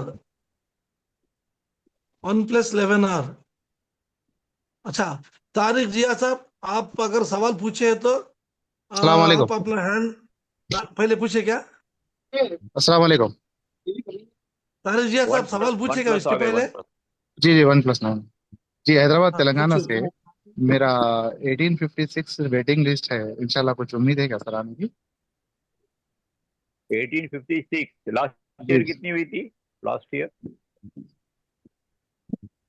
जी लास्ट ईयर वेटिंग में लिस्ट में कितनी हूँ मैं। क्लियर हुई थी लास्ट? लास्ट 694 हुआ, फर्स्ट वेटिंग लिस्ट क्लियर हुई। उम्मीद की जा हाँ, सकती तो है लास्ट आपका तक। अभी कितना है बोले आप? 1856। उम्मीद रख तो सकते हैं आप लास्ट उम्मीद तक करो अल्लाह की इंशाल्लाह। बात से, थोड़ा सब्र करो, जी प्रयास जी करो, दुआ करो, अल्लाह ने चाहा तो जाएगा इंशाल्लाह। देखिए इंशाल्लाह you will get the 2000 clear idea by नवंबर और दिसंबर। देखिए जी जी 2026 में 19 वेटिंग लिस्ट क्लियर हुए, 19 वेटिंग लिस्ट। जी जैसे जी कैंसिलेशन होते रहेंगे वैसे वेटिंग लिस्ट आते रहेंगे और लास्ट फ्लाइट जाने तक वेटिंग लिस्ट आते रहते हैं, इस बात को ध्यान में रखें। जी 2026 में 19 वेटिंग लिस्ट आए, तो जी आपका भी नंबर थोड़ा आगे है, तो 10-12 वेटिंग आने के बाद उम्मीद कर सकते हैं इंशाल्लाह आ सकता है नंबर इंशाल्लाह। जी। कब तक आएंगे सर अंदाजा? एक 8-10 वेटिंग जाने के बाद आप उम्मीद कर सकते हैं इंशाल्लाह। जी जजाकल्ला जजाकल्ला। 2026 में 24 अप्रैल को भी वेटिंग लिस्ट आया, उसके बाद भी हो रहा है। जी 2026 में 24 नए हमारा सवाल अप्रैल को भी वेटिंग लिस्ट आया। नेक्स्ट क्वेश्चन लीजिए सही वेटिंग लिस्ट नंबर 29 ऐसा आते रहते। अच्छा, जजाकल्ला तुफेल जजाकल्ला कोराडिया, तुफेल कोराडिया, तुफेल कोराडिया अपना सवाल पूछ सकते हैं। अस्सलाम नाम वालेकुम। बताइए। मैं तुफेल कोरडिया गुजरात से बोल जी रहा तो हूँ। फिर बताइए। हाँ बोलिए। दरअसल साहब बात ऐसी है, फरमाइए। हमारा नाम आ गया है जी और पहला जो फी का जो अमाउंट होता है वो भी भर दिया है। दरअसल बात ऐसी है साहब कि हमारा जी एक बहन है, उनका वेटिंग लिस्ट में 12,000 में नाम है, तो उनका कंफर्म होने का चांसेस जी कितना बनता है? और जो अभी आपने एक महरम का बताया कि जो रिश्तेदार होते हैं उनके लिए कुछ अलग पोर्टल आएगा, उसके बारे में थोड़ा विस्तार से बता दीजिए। सर इसमें ऐसा है कि 12,000 वेटिंग तो गुजरात के कोटे के एतबार से कंफर्म होने के चांसेस तो नहीं के बराबर है। तो वो तो चांस, इतनी वेटिंग क्लियर नहीं होगी, तो वेटिंग लिस्ट में तो उम्मीद नहीं कर सकते। और अभी जहां तक ये जो महरम कोटे का जो अभी 500 फॉर्म निकलेंगे, उसमें भी ये प्रॉब्लम आता है कि उसमें जो बहन अपना पहले अप्लाई कर चुकी है, जो वेटिंग में है, वो इसमें फॉर्म नहीं भर सकती। महरम कोटे का फॉर्म उन लेडीज के लिए है जिन्होंने फॉर्म ही नहीं भरा था, और जिनके महरम का सिलेक्शन हुआ है, वो लेडीज तो महरम कोटे में अप्लाई कर सकती है।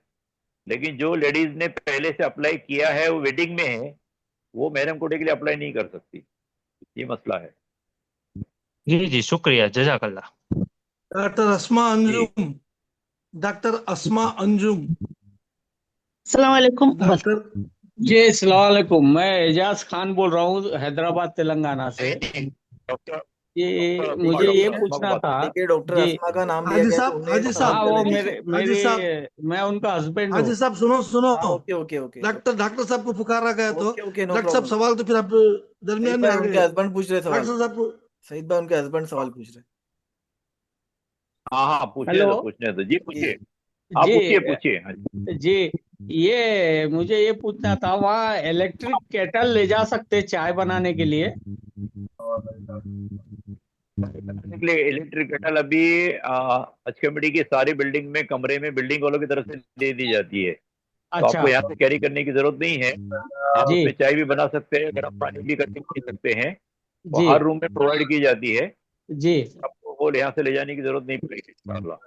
और अगर खुदा ना खास्ता किसी बिल्डिंग में अगर नहीं मिली, तो अगर वहाँ पे अलाउड है तो आप वहीं से परचेस कर सकते हैं, यहाँ से ले जाने की जरूरत नहीं है। जी जी शुक्रिया, जजाकल्ला। अजीजा के बिल्डिंग में अक्सर जगह पर नहीं रहते, मदीना के जी बिल्डिंग में अक्सर जगह रहते, केटल रहते। अच्छा अजीजा में मुश्किल है ना। हाँ, क्योंकि अजीजा के बिल्डिंग का पूरे जो है रेसिडेंशियल अपार्टमेंट्स है, मदीना जी की बिल्डिंग होटल्स है, 3 स्टार होटल, 4 स्टार होटल, इसलिए मदीना जी के तकरीबन हर बिल्डिंग में केटल रहता। अजीजा में रहना मुश्किल है, डाउटफुल तो है। हाँ वहीं से ऐसा परचेस कर लेना। वो हाँ, हमारे वहाँ पे ताजुल भाई अलाउड ना, है अगर तो वहाँ से परचेस कर सकते हैं। वहाँ पे इजाजत अगर है तो अलाउड यूज होगा करने। यूज करने के लिए तो वहाँ डॉक्टर अस्मा अंजुम, जी डॉक्टर अस्मा अंजुम, हाँ हो गया उनका हाँ हो गया, मैं ही पूछ बोल के रहा हो हूँ गया। विकास भाई। फिरोज ठीक, खान, शुक्रिया। नाम क्या है साहब? अस्सलाम वालेकुम। नाम नाम अस्सलाम नाम वालेकुम। फिरोज खान। हाँ पूछिए। मेरा ये क्वेश्चन था कि फर्स्ट फ्लाइट जो है 8 अप्रैल की बताया, फोटो आया था जो भेजे थे, तो सेकंड फ्लाइट कब की रहेगी, कौन से डेट की रहेगी, कुछ आइडिया है? तो फ्लाइट तो रोजाना चलेगी ना, रोजाना 3-4 फ्लाइट होती है, अच्छा, डेली डेली फ्लाइट रहेगी। रहती है। सेकंड क्वेश्चन ये था कि जो मैंने फर्स्ट पेमेंट किया हो उसको मेरे को क्या सबमिट करना है, जी उसका स्लिप? नहीं, सबमिट नहीं करना है। आप ऑनलाइन जाके अपना पासवर्ड आईडी डाल के चेक कर दो, उसमें पेमेंट बता रहा है, तो अभी आपको सबमिट नहीं करना है। अभी एक सर्कुलर हज कमेटी इशू करेगी मेडिकल के बारे में और डॉक्यूमेंट सबमिशन के बारे में। तो डॉक्यूमेंट सबमिशन का जो सर्कुलर आएगा उसके साथ में आपको लगा के पेमेंट नहीं जमा करना है। ठीक है, उसमें क्योंकि सक्सेस बता दिया था तो मेरे को वही पूछना था। जमा करने की जरूरत नहीं। ठीक है, जज़ाकल्लाह। सबको म्यूट करो, म्यूट करो, बाजारी कट्टी।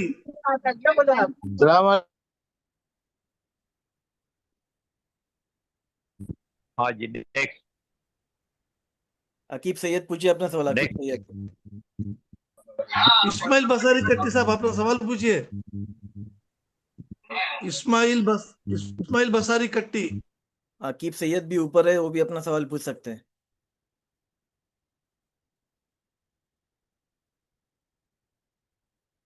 देखिए अबू बकर पूछिए, अबू बकर इब्राहिम, हैंड रेज है ऊपर, तो सवाल पूछ लीजिए अपना।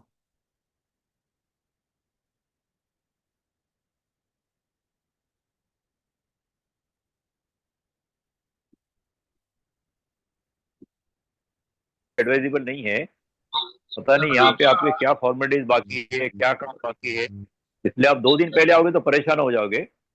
हमारा पहले आने का निजाम बना लो। में सिलेक्शन हो गई, हमारा शॉर्ट हैज में सिलेक्शन हुई है, शॉर्ट हैज में सिलेक्शन हुई है हमारी। हाँ हाँ, किसी भी हज में आपका सिलेक्शन हुआ है, लेकिन आपकी जो डिपार्चर की डेट रहेगी उसके पहले आपको यहाँ पे आके जो भी तैयारी करनी होगी, काम एक हफ्ता पहले आना पड़ेगा फिर। जितने भी रिक्वेस्ट है, सुनो जितने भी NRI है उनसे रिक्वेस्ट है, पासपोर्ट सबमिशन कोई प्रॉब्लम नहीं है, मेन है आपके मेडिकल इशू, मेडिकल फिटनेस और वैक्सीनेशन। ये अगर आपका इनकम्प्लीट है तो आपको कम से कम आप 1 वीक का शेड्यूल बना लो ताकि परेशान नहीं हो गया, ठीक है। और दूसरा सवाल आपका जो है कि आपके बहन के साथ बारह क्या करते, कोई मसला नहीं है। एक बार आपने हज कर लिया तो आपके फैमिली में जितने भी लेडीज ने हज नहीं किया है और आपकी महरम है, बीवी है, बहन है, माँ है, दादा है, उनके साथ में महरम उनके दोबारा तिबारा जा सकते हैं, नो प्रॉब्लम। ठीक है, जज़ाकल्लाह। ओके, परवीन 55960, परवीन 55960। जी हेलो, अस्सलाम वालेकुम। मैं महाराष्ट्र से बात कर रही हूँ, परवीन जी। मैं हमारा शॉर्ट इसमें हज में हमारा सिलेक्शन हुआ है, तो साथ में मेरे बहन का था, उनका 11,000 वेटिंग लिस्ट है उनका, तो कुछ है उम्मीद हो सकती है क्या उनका? 11,000 तो मुश्किल है। रायगढ़ से है। रायगढ़ से हो या महाराष्ट्र के किसी भी जिले से हो, लास्ट ईयर 10,200 हो गए थे। अच्छा। वो भी इसलिए हुए थे कि पहले लॉटरी 20,000 लोगों का बाद में नंबर आया था, तो इसलिए ज्यादा वेटिंग क्लियर हुए थे। इस बार क्योंकि 1.25 लाख लोगों की पूरे सबकी लोगों की लॉटरी हुई है, इसलिए इस बार जो है उतने नंबर क्लियर नहीं होंगे, मुश्किल से 4,500-5 हजार तक अगर गए तो गनीमत है, ऐसा लग रहा है। और वो मतलब नंबर वाइज देते हैं क्या? 11,000 का तो सवाल नहीं आता। लॉटरी सिस्टम से नहीं करते हैं क्या वेटिंग लिस्ट में? सीरियल नंबर जो आपको मिला है ना, हाँ हाँ, आपको सीरियल नंबर मिला है ना वेटिंग जी जी, सीरियल नंबर तो सीरियल नंबर से ही चलेगा। अच्छा अच्छा, ओके, जज़ाकल्लाह जज़ाकल्लाह। मोहम्मद अबरार भाई, आप अपना सवाल पूछिए। अकीब सैयद भी बहुत टाइम रुके हुए। अकीब सैयद पूछिए, अपना सवाल पूछिए। मोहम्मद अबरार भाई, आप अपना सवाल पूछिए। अस्सलाम वालेकुम। नाम बताइए। मोहम्मद अबरार, महाराष्ट्र। पूछिए। सर हमारा सवाल हाँ ये बोलो। है कि हम जो हमने पहली इंस्टॉलमेंट क्लियर कर चुके हैं, नागपुर का जो फ्लाइट है, जी हमारे मामा है, हम है, ऐसे 6 लोग हैं, तो हमारा कवर नंबर एक हो सकता क्या? एक जहाज में जा सकते क्या? नहीं हो सकता। नहीं, इसके पहले आपको बताया कि 2 कवर अलग अलग है, तो एक साथ में जाने की प्रोसीजर हज कमेटी ने बंद कर दी है।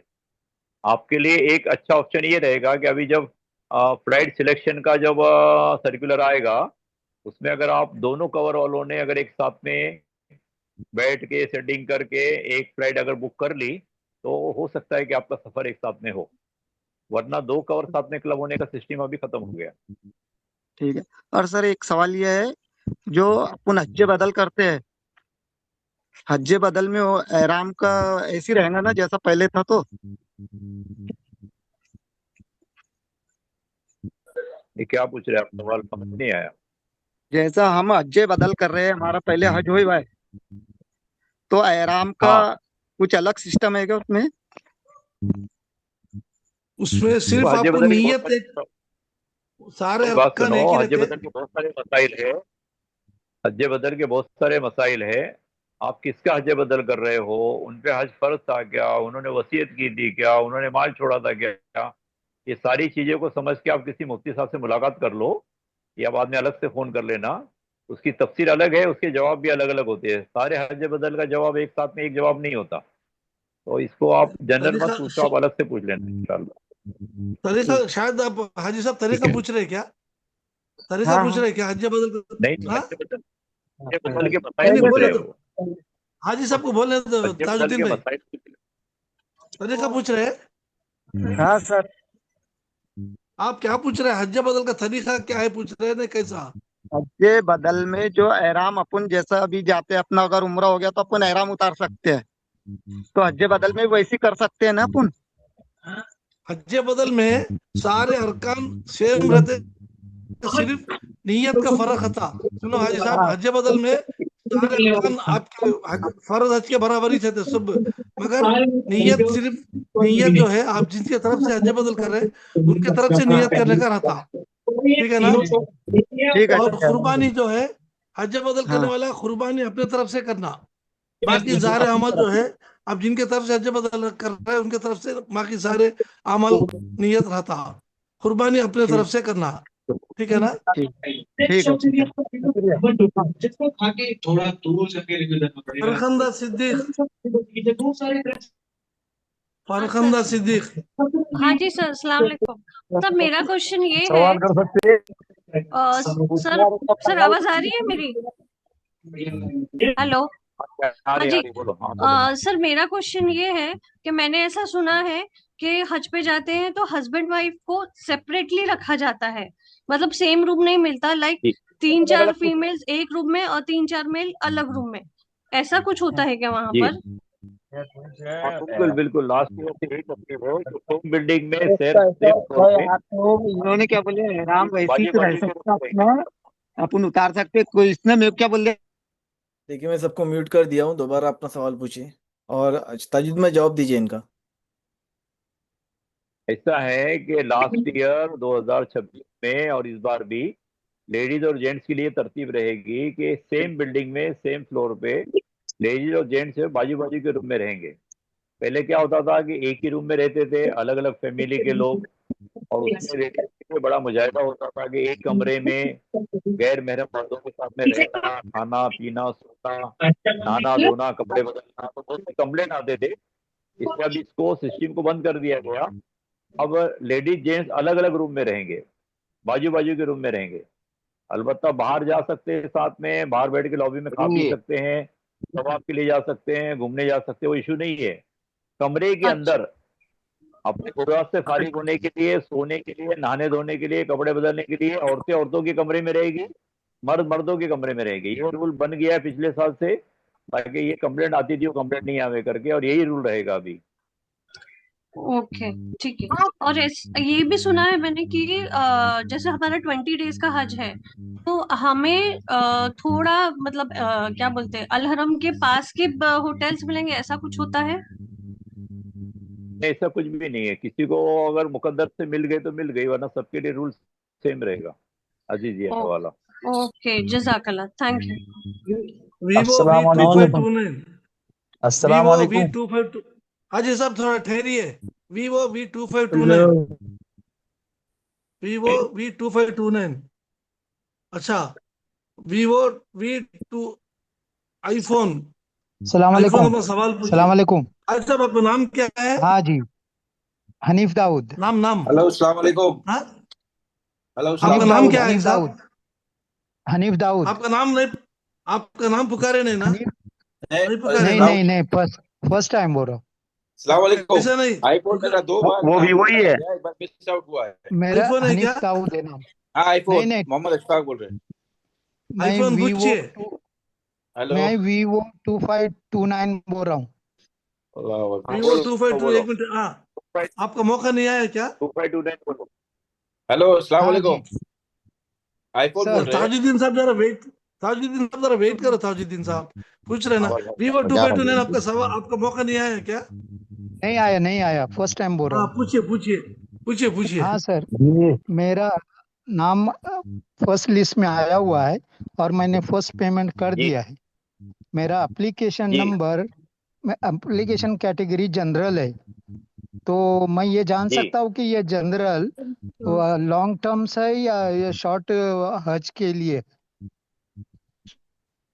नहीं, वो तो आपको मालूम है ना। देखो मेरी बात सुनो, जनरल तो शॉर्ट वाले भी है, जनरल में लॉन्ग वाले भी है।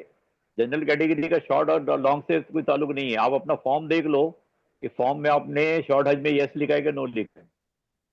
शॉर्ट हज मैंने लिखा था, लेकिन हमें लॉन्ग हज मिल जाएगा तो बेटर रहेगा, इसके लिए मैं पूछ रहा हूँ। मेरी बात सुनो, सवाल पहले आप ऐसा पूछो, आप खुद कंफ्यूज मत हो। पहले आपने पूछा मेरी जनरल कैटेगरी है, तो जनरल में शॉर्ट भी है लॉन्ग भी है, बराबर। अभी आप जी कह रहे सर। हैं कि आपने शॉर्ट लिखा था, बराबर है। जी तो आपका शॉर्ट लिखा था, तो शॉर्ट में आपका सिलेक्शन हुआ है, तो आपका शॉर्ट हज का ही सफर होगा। अगर आपको नॉर्मल में जाना है तो आप चाहे तो एप्लीकेशन दे दो हज कमेटी को। मंजूर होगा नहीं होगा इसकी कोई गारंटी नहीं है, क्योंकि अगर आपने शॉर्ट में लिखा है तो आपका शॉर्ट में ही सिलेक्शन हुआ है आपका।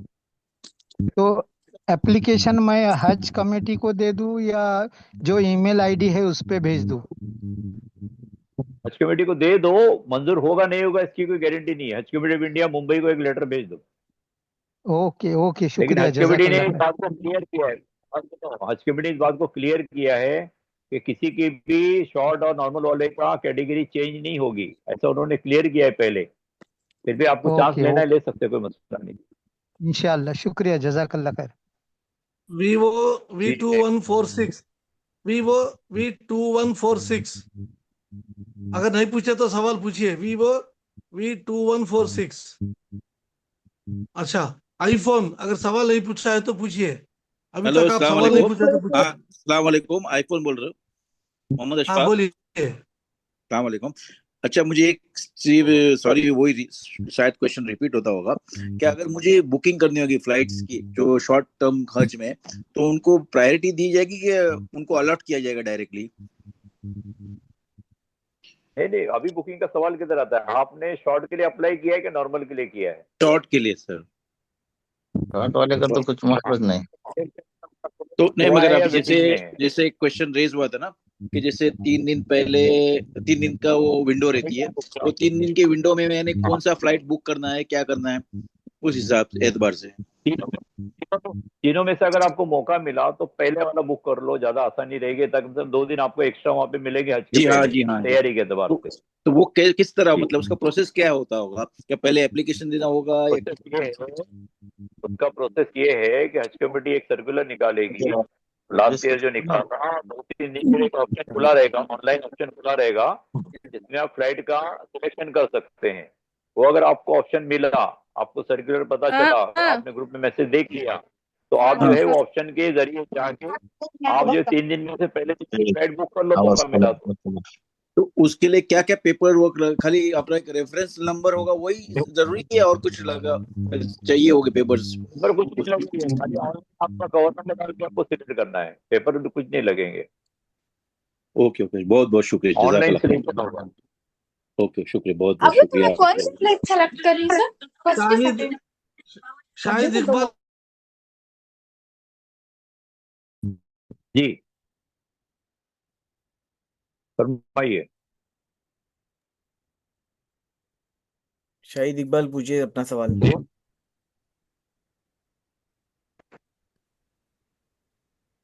अकीब सैयद सैयद पूछिए साहब सवाल म्यूट हो पूछिए। गए क्या?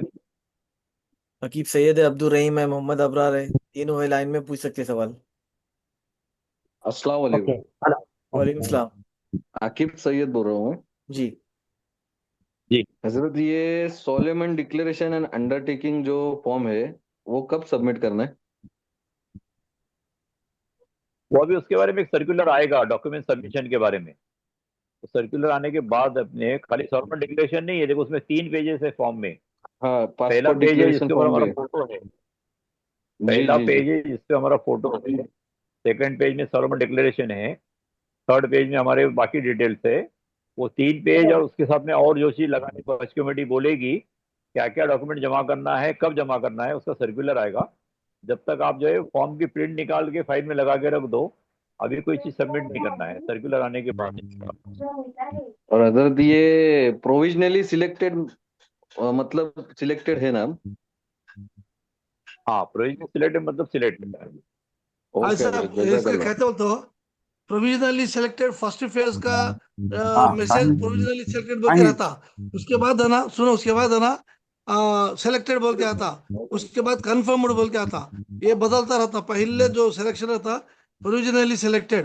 आप फर्स्ट पेमेंट करने के बाद है ना, उस या तो सेकंड पेमेंट करने के बाद वो प्रोविजनली सिलेक्टेड जो है सिलेक्टेड के जैसा बदल जाता।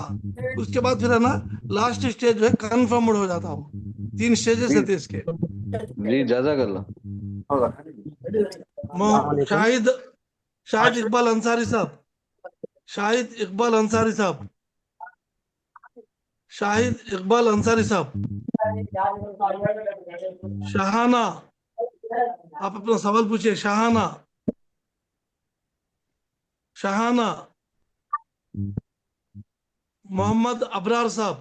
अस्सलाम वालेकुम, अबरार बात कर रहा हूँ। मेरा मेरा क्वेश्चन ताजुद्दीन सर के लिए है। आवाज आ रही है सर? हाँ जी हाँ जी। हेलो। यस हाँ। तो फर्स्ट क्वेश्चन इज एक्नॉलेजमेंट जो रिसिप्ट है उसमें जो इनिशियल पेमेंट है उसका कोई डिटेल्स नहीं दिखता है, तो should we wait for that? कर दिया है ना। जी जी हाँ, कर तो दिया है लेकिन एक्नॉलेजमेंट रिसिप्ट के अंदर दिखता नहीं है। दिखना चाहिए ना, क्यों नहीं दिखता? हेलो। दिखना चाहिए वो। No, no, अगर I'm talking about acknowledgement. जी, वो मैं बैंगलोर से एक्नॉलेजमेंट सईद बोल बात रहे। कर रहा हूँ। मैं एक एक्नॉलेजमेंट सवाल करना चाह रहा हूँ। एक्नॉलेजमेंट मत चेकिए, ट्रांजैक्शन हिस्ट्री में जाइए, पेमेंट दिख जाएगा वहां पर। वो तो है। एक्नॉलेजमेंट रिसिप्ट के अंदर जो लास्ट कॉलम आता है ना वहाँ पे वहां पर नहीं विजिबल दिखता, नहीं है। एक्नॉलेजमेंट में नहीं दिखेगा आपको। ट्रांजेक्शन नेक्स्ट आप चेक करो। या वो तो है सर। अस्सलाम नेक्स्ट क्वेश्चन वालेकुम। जी, सर। मेरा नाम सईद ट्रांजेक्शन अहमद है। हिस्ट्री में मैं आपका बैंगलोर से पेमेंट बता सईद रहा है क्या? कुछ क्वेश्चन नहीं करना चाह रहा हूँ। मैं सबको म्यूट करो। हाँ हाँ, ट्रांजेक्शन हिस्ट्री में आपका अमाउंट बता रहा है ना? यस क्या यस नहीं सर बता सर रहा? वो वालेकुम सर सर शाहाना। सर एक हाँ हेलो सर, एक कंटिन्यू क्वेश्चन है इसके बाद सेकंड है। ट्रांजेक्शन हिस्ट्री में क्या? Yes yes that is transaction fine history में आपका सर। अमाउंट बता रहा है? हाँ बराबर है, वो सब बराबर है, उसमें कोई इशू नहीं है। So I have second question. Don't worry. हाँ नेक्स्ट क्वेश्चन। हाँ हाँ आई हैव सेकंड क्वेश्चन। इसमें कैसा है कि आपने जो केटल के बारे में बोला ना, तो इट इज प्रोहिबिटेड कि नहीं लेके जा सकते एट ऑल? केटल ले जा सकते, कोई मसला नहीं है। प्रोहिबिटेड नहीं, ले जाने के ओके लिए, कैरी एंड करने के लिए अलाउड है। कैरी करने के लिए अलाउड है। हाँ और इलेक्ट्रिकल जितनी भी चीजें हैं वहां पर यूज करने के लिए, चूंकि किचन बैन है तो जिससे वहां पे फायर के प्रॉब्लम हो सकते हैं, एक्सीडेंट हो सकता है, ऐसी चीजें वहां ओके पे बिल्डिंग में यूज करने के लिए बैन है। ओके ओके बात फाइन समझो सर, तुम? Thank you. इसमें हाँ एक लास्ट क्वेश्चन है। जो सत्तू पाउडर वगैरह होता है ना, तो वो कुछ भी नहीं लेके जा सकते क्या साथ में? जो जो जस्ट पानी में मिला के जो इस्तेमाल कर सकते हैं? क्या चीज? सत्तू क्या सत्तू का जो चीज? पाउडर होता है ना, सत्तू का पाउडर जो जनरली प्रोटीन के लिए यूज हाँ करते हैं, तो उसको लेके ओके जा सकते ओके हैं क्या? हाँ। ओनली वाटर में मिक्स करके क्या है कंज्यूम करना है? एक्चुअली? ले जा सकते हो, ड्राई आई आइटम है, कोई मसला अंडरस्टूड। नहीं उसमें। आई ड्राई आइटम है वो, आई पाउडर है। अंडरस्टूड। जी आई अंडरस्टूड। उसमें प्रॉब्लम ये हो सकता है कि वहां पे दूसरे कुछ कंट्री के लोग जो है ना, पाउडर किस्म की जो चीजें होती है ना, उसमें बहुत सारी नशे की चीजें भी लेके आते हैं। तो ये हो सकता है कि आप तो लेके जा रहे सत्तू, लेकिन वो सऊदी ऑफिसर उसको चरस गांजा की पाउडर समझ के निकाल के फेंक भी सकता है। It depends. इसलिए पाउडर किस्म की जितनी भी चीजें एयरपोर्ट पर उसको समझ में नहीं आ रहे, वो निकाल के फेंक भी देते हैं, तो उसके का चांस निकलने की मदद करती है। जजाकल्लाह खैर, जजाकल्लाह खैर। अस्सलाम वालेकुम शाहाना। नजीर शाहाना पूछिए। अस्सलाम वालेकुम शाहाना। शहीद भाई लास्ट दो पूछिए क्वेश्चन लीजिए अभी, पूछिए। Last question. अस्सलाम वालेकुम। देखो शाहाना पूछिए। जी जी, नहीं ये मेडिकल चेकअप तो क्या क्या होता है? मेडिकल चेकअप में वो डिटेल क्या है? मेडिकल चेकअप के डिटेल जो है ना, अभी सब में आ जाएंगे। उसमें मेजर इलनेस है, मेजर प्रॉब्लम्स है, जैसे किसी को हार्ट का प्रॉब्लम है, किसी को नहीं भाई जी जरा देखिए, मेडिकल में 6 चीजें अगर पाई जाती है, अगर साउदुद्दीन कोई साहब सीरियस कंडीशन है किसी का, कैंसर पेशेंट है जिसको कीमोथेरेपी चालू है, नहीं भाई जरा पहले शाहाना सब देखिए मेडिकल के बारे में सुन लीजिए सब सवाल, जरा बीच में मत भूलिए। मेडिकल जो सर्कुलर आएगा, एक तो ऑफिशियल जो गाइडलाइन जारी हुआ है इसमें बता दिया गया है कि 2 स्टेप में मेडिकल होगा।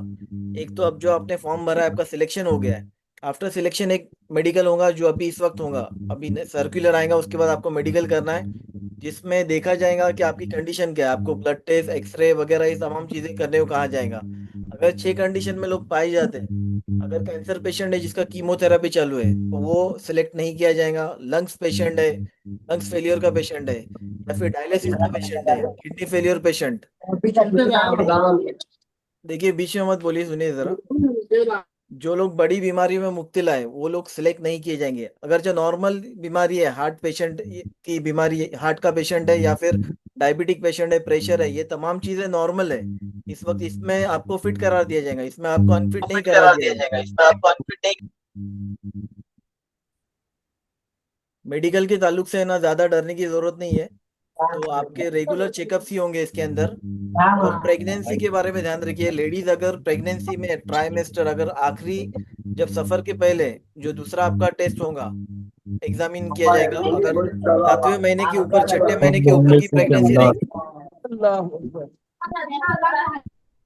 6ठे महीने की ऊपर की प्रेगनेंसी रहेगी, 7वां महीना अगर मेडिकल में पाया जाता है आपका, दूसरे इसमें, दूसरे इसकी बात कर रहा हूँ मैं, अभी नहीं, और अभी भी अगर अप्रैल तक, 7वें महीने तक आपकी प्रेगनेंसी है, तो उस बात को ध्यान में रखना है। तो प्रेग्नेंट लेडी को अनफिट करार दिया जाएगा उस वक्त।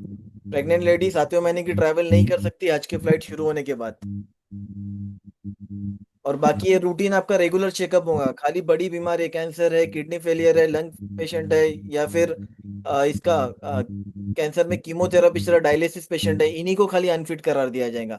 और दिमागी मरीज है, डिमेंशिया वगैरह की, जिन्हें भूलने वगैरह की आदत होती है ज्यादा, तो ऐसे पेशेंट को भी अनफिट करार दिया जाएगा। हेलो सलाम। ये सेकेंड पेमेंट कब से स्टार्ट होता है? सेकेंड पेमेंट सितंबर में आएगा, उसका सर्कुलर आ जाएगा सेकेंड पेमेंट। अच्छा, फर्स्ट सेकेंड पेमेंट की डेट पेमेंट जो है ना, आपने क्वेश्चन करो, मैं आंसर कर कब होने वाला, हमें कर लिया क्या बोले? सर्कुलर का वेट करो। ताजुद्दीन भाई, हम लोग एक लास्ट क्वेश्चन लेकर स्टॉप कर देंगे आज का सेशन। अस्सलाम वालेकुम फर्स्ट नईम भाई। पेमेंट की जो वेट फर्स्ट पेमेंट की जो लास्ट डेट है वो 30 अगस्त है। व्हीलचेयर क्या फ्री है, ले जाना। जरा वेट करो, म्यूट करो, सबको म्यूट करो। व्हील चेयर आप अपने यहाँ से साथ में ले जा सकते हैं, व्हील चेयर का कोई मसला नहीं है। व्हील चेयर की आपको जरूरत है तो आप यहाँ से, इंडिया से साथ ले जा सकते हैं। क्या उसका चार्ज लगेगा? नहीं, चार्ज वगैरह कुछ नहीं लिया जाएगा। एयरपोर्ट पर खाली आपको रैप करना होता है, एयरपोर्ट पर आपको उसको रैप करना होता है, एयरपोर्ट की व्हील चेयर यूज होगी, और वहां पर जाके आपको अपनी व्हील चेयर मिलेंगी एयरपोर्ट से उतरने के बाद। उसका कोई चार्ज नहीं है और नहीं, लगेज चार्ज में काउंट होगा। कर रहे तवा उठा ले गया अंदर, तवा शेरवा फाल व्हीलचेयर गाड़ी लगेज में काउंट नहीं होता, झाड़ू मार देंगे। व्हीलचेयर लगेज में काउंट नहीं होता, खाली एयरपोर्ट पर आपको रैप करना है व्हीलचेयर को, और एयरपोर्ट पर आपको वहाँ की एयरपोर्ट की व्हीलचेयर यूज होंगी, और दोबारा वहाँ पर उतरने के बाद दोबारा आपको आपकी व्हीलचेयर आपके हैंडओवर कर दी जाएंगी, तो आप अपनी व्हीलचेयर वहाँ पर यूज कर जज़ाकल्लाह सकते हैं। खैर, लगेज में काउंट नहीं होता व्हीलचेयर। जज़ाकल्लाह नईम भाई जज़ाकल्लाह अस्सलाम खैर। वालेकुम। कोई कोई लेडीज हैं मुसलसल डिस्टर्ब किए जा रहे हैं, अल्लाह हिदायत दे उनको। ताजुद्दीन भाई आप जितने भी कंप्लीट कर लोग लीजिए, अभी जितने टाइम भी हो लोग गया पूरा अपना, जुड़े तो हैं, आज सेशन कंप्लीट कर लीजिए। नहीं बे रुक जाओ, नहीं बे रुक जाओ। जितने भी लोग ग्रुप में जुड़े हैं, हो सकता है कि अभी बहुत से लोगों के सवाल बाकी भी रहेंगे या बाद में सवाल अपने जहन में आ सकते हैं, तो आपसे गुजारिश है कि फोन नंबर नोट कर लो, और ये फोन नंबर पे बाद में भी आप सवाल पूछ सकते हैं। नंबर नोट कर लो, और आपका नंबर लिख लो, नंबर लिख लो। अस्सलाम वालेकुम, मेरा एक सवाल था सर। सवाल में नंबर बोलिए, अस्सलाम वालेकुम। हमारा भी सवाल है, मगर तुम मैं तो हैंड रेस करता हूँ, आप नहीं पहले उठा। नंबर ताजुद्दीन भाई नंबर बोलिए, मैं सबके देखे नंबर में चैट में डाल रहा हूँ, आप चैट देखेंगे तो ताजुद्दीन भाई का आपको नंबर मिल जाएगा, आप उन्हें व्हाट्सएप पे मैसेज कर दीजिए, आपके सवाल का इंशाल्लाह वो जवाब दे देंगे। ताजुद्दीन भाई आप नंबर बोल दीजिए, मैं चैट में डाल देता नंबर फिर भी 98675 जी 46248। वापस बता रहा हूँ, 98675 46248। बाद में कभी भी आपका कोई सवाल है, ये नंबर पे आप वॉइस मैसेज भेजोगे, आपको इंशाल्लाह सवाल का जवाब मिल जाएगा। ठीक है, देखिए अभी चैट में मैं मैंने नंबर डाल दिया हूँ, आप चैट में देख सकते हैं। हमारे रियाज सैयद साहब की तरफ से, नदीम भाई की तरफ, नईम भाई की तरफ से, और हम सब की तरफ से हम आपका बहुत बहुत शुक्रिया अदा करते हैं कि माशाल्लाह आपने अभी हज में 8-9 महीने बाकी है, फिर भी आपने दिलचस्पी ली, आप प्रोग्राम में जुड़े, और आपने संजीदगी से बहुत सारे सवाल पूछे और बहुत अच्छी तरह प्रोग्राम अटेंड किया। अल्लाह आपको बेहतरीन जज़ाए खैर दे, और आपके अंदर ये तड़प है सीखने की, अल्लाह उसको बाकी रखे। जाने से पहले अल्लाह पाक की पूरी तैयारी करने की अल्लाह तौफीक अता फरमावे, और अल्लाह आप सबको हज मकबूल हज मबरूर अता फरमावे। दोबारा मैं हमारे रियाज सैयद साहब का भी शुक्रिया अदा करता हूँ, और नईम भाई का शुक्रिया अदा करता हूँ, और जी, और आपसे गुजारिश करता हूँ कि आप अपने औकात को अल्लाह से मांगने में, दुआओं में लगाएंगे, और आने वाले हज की बेहतरीन तैयारी करेंगे इंशाअल्लाह।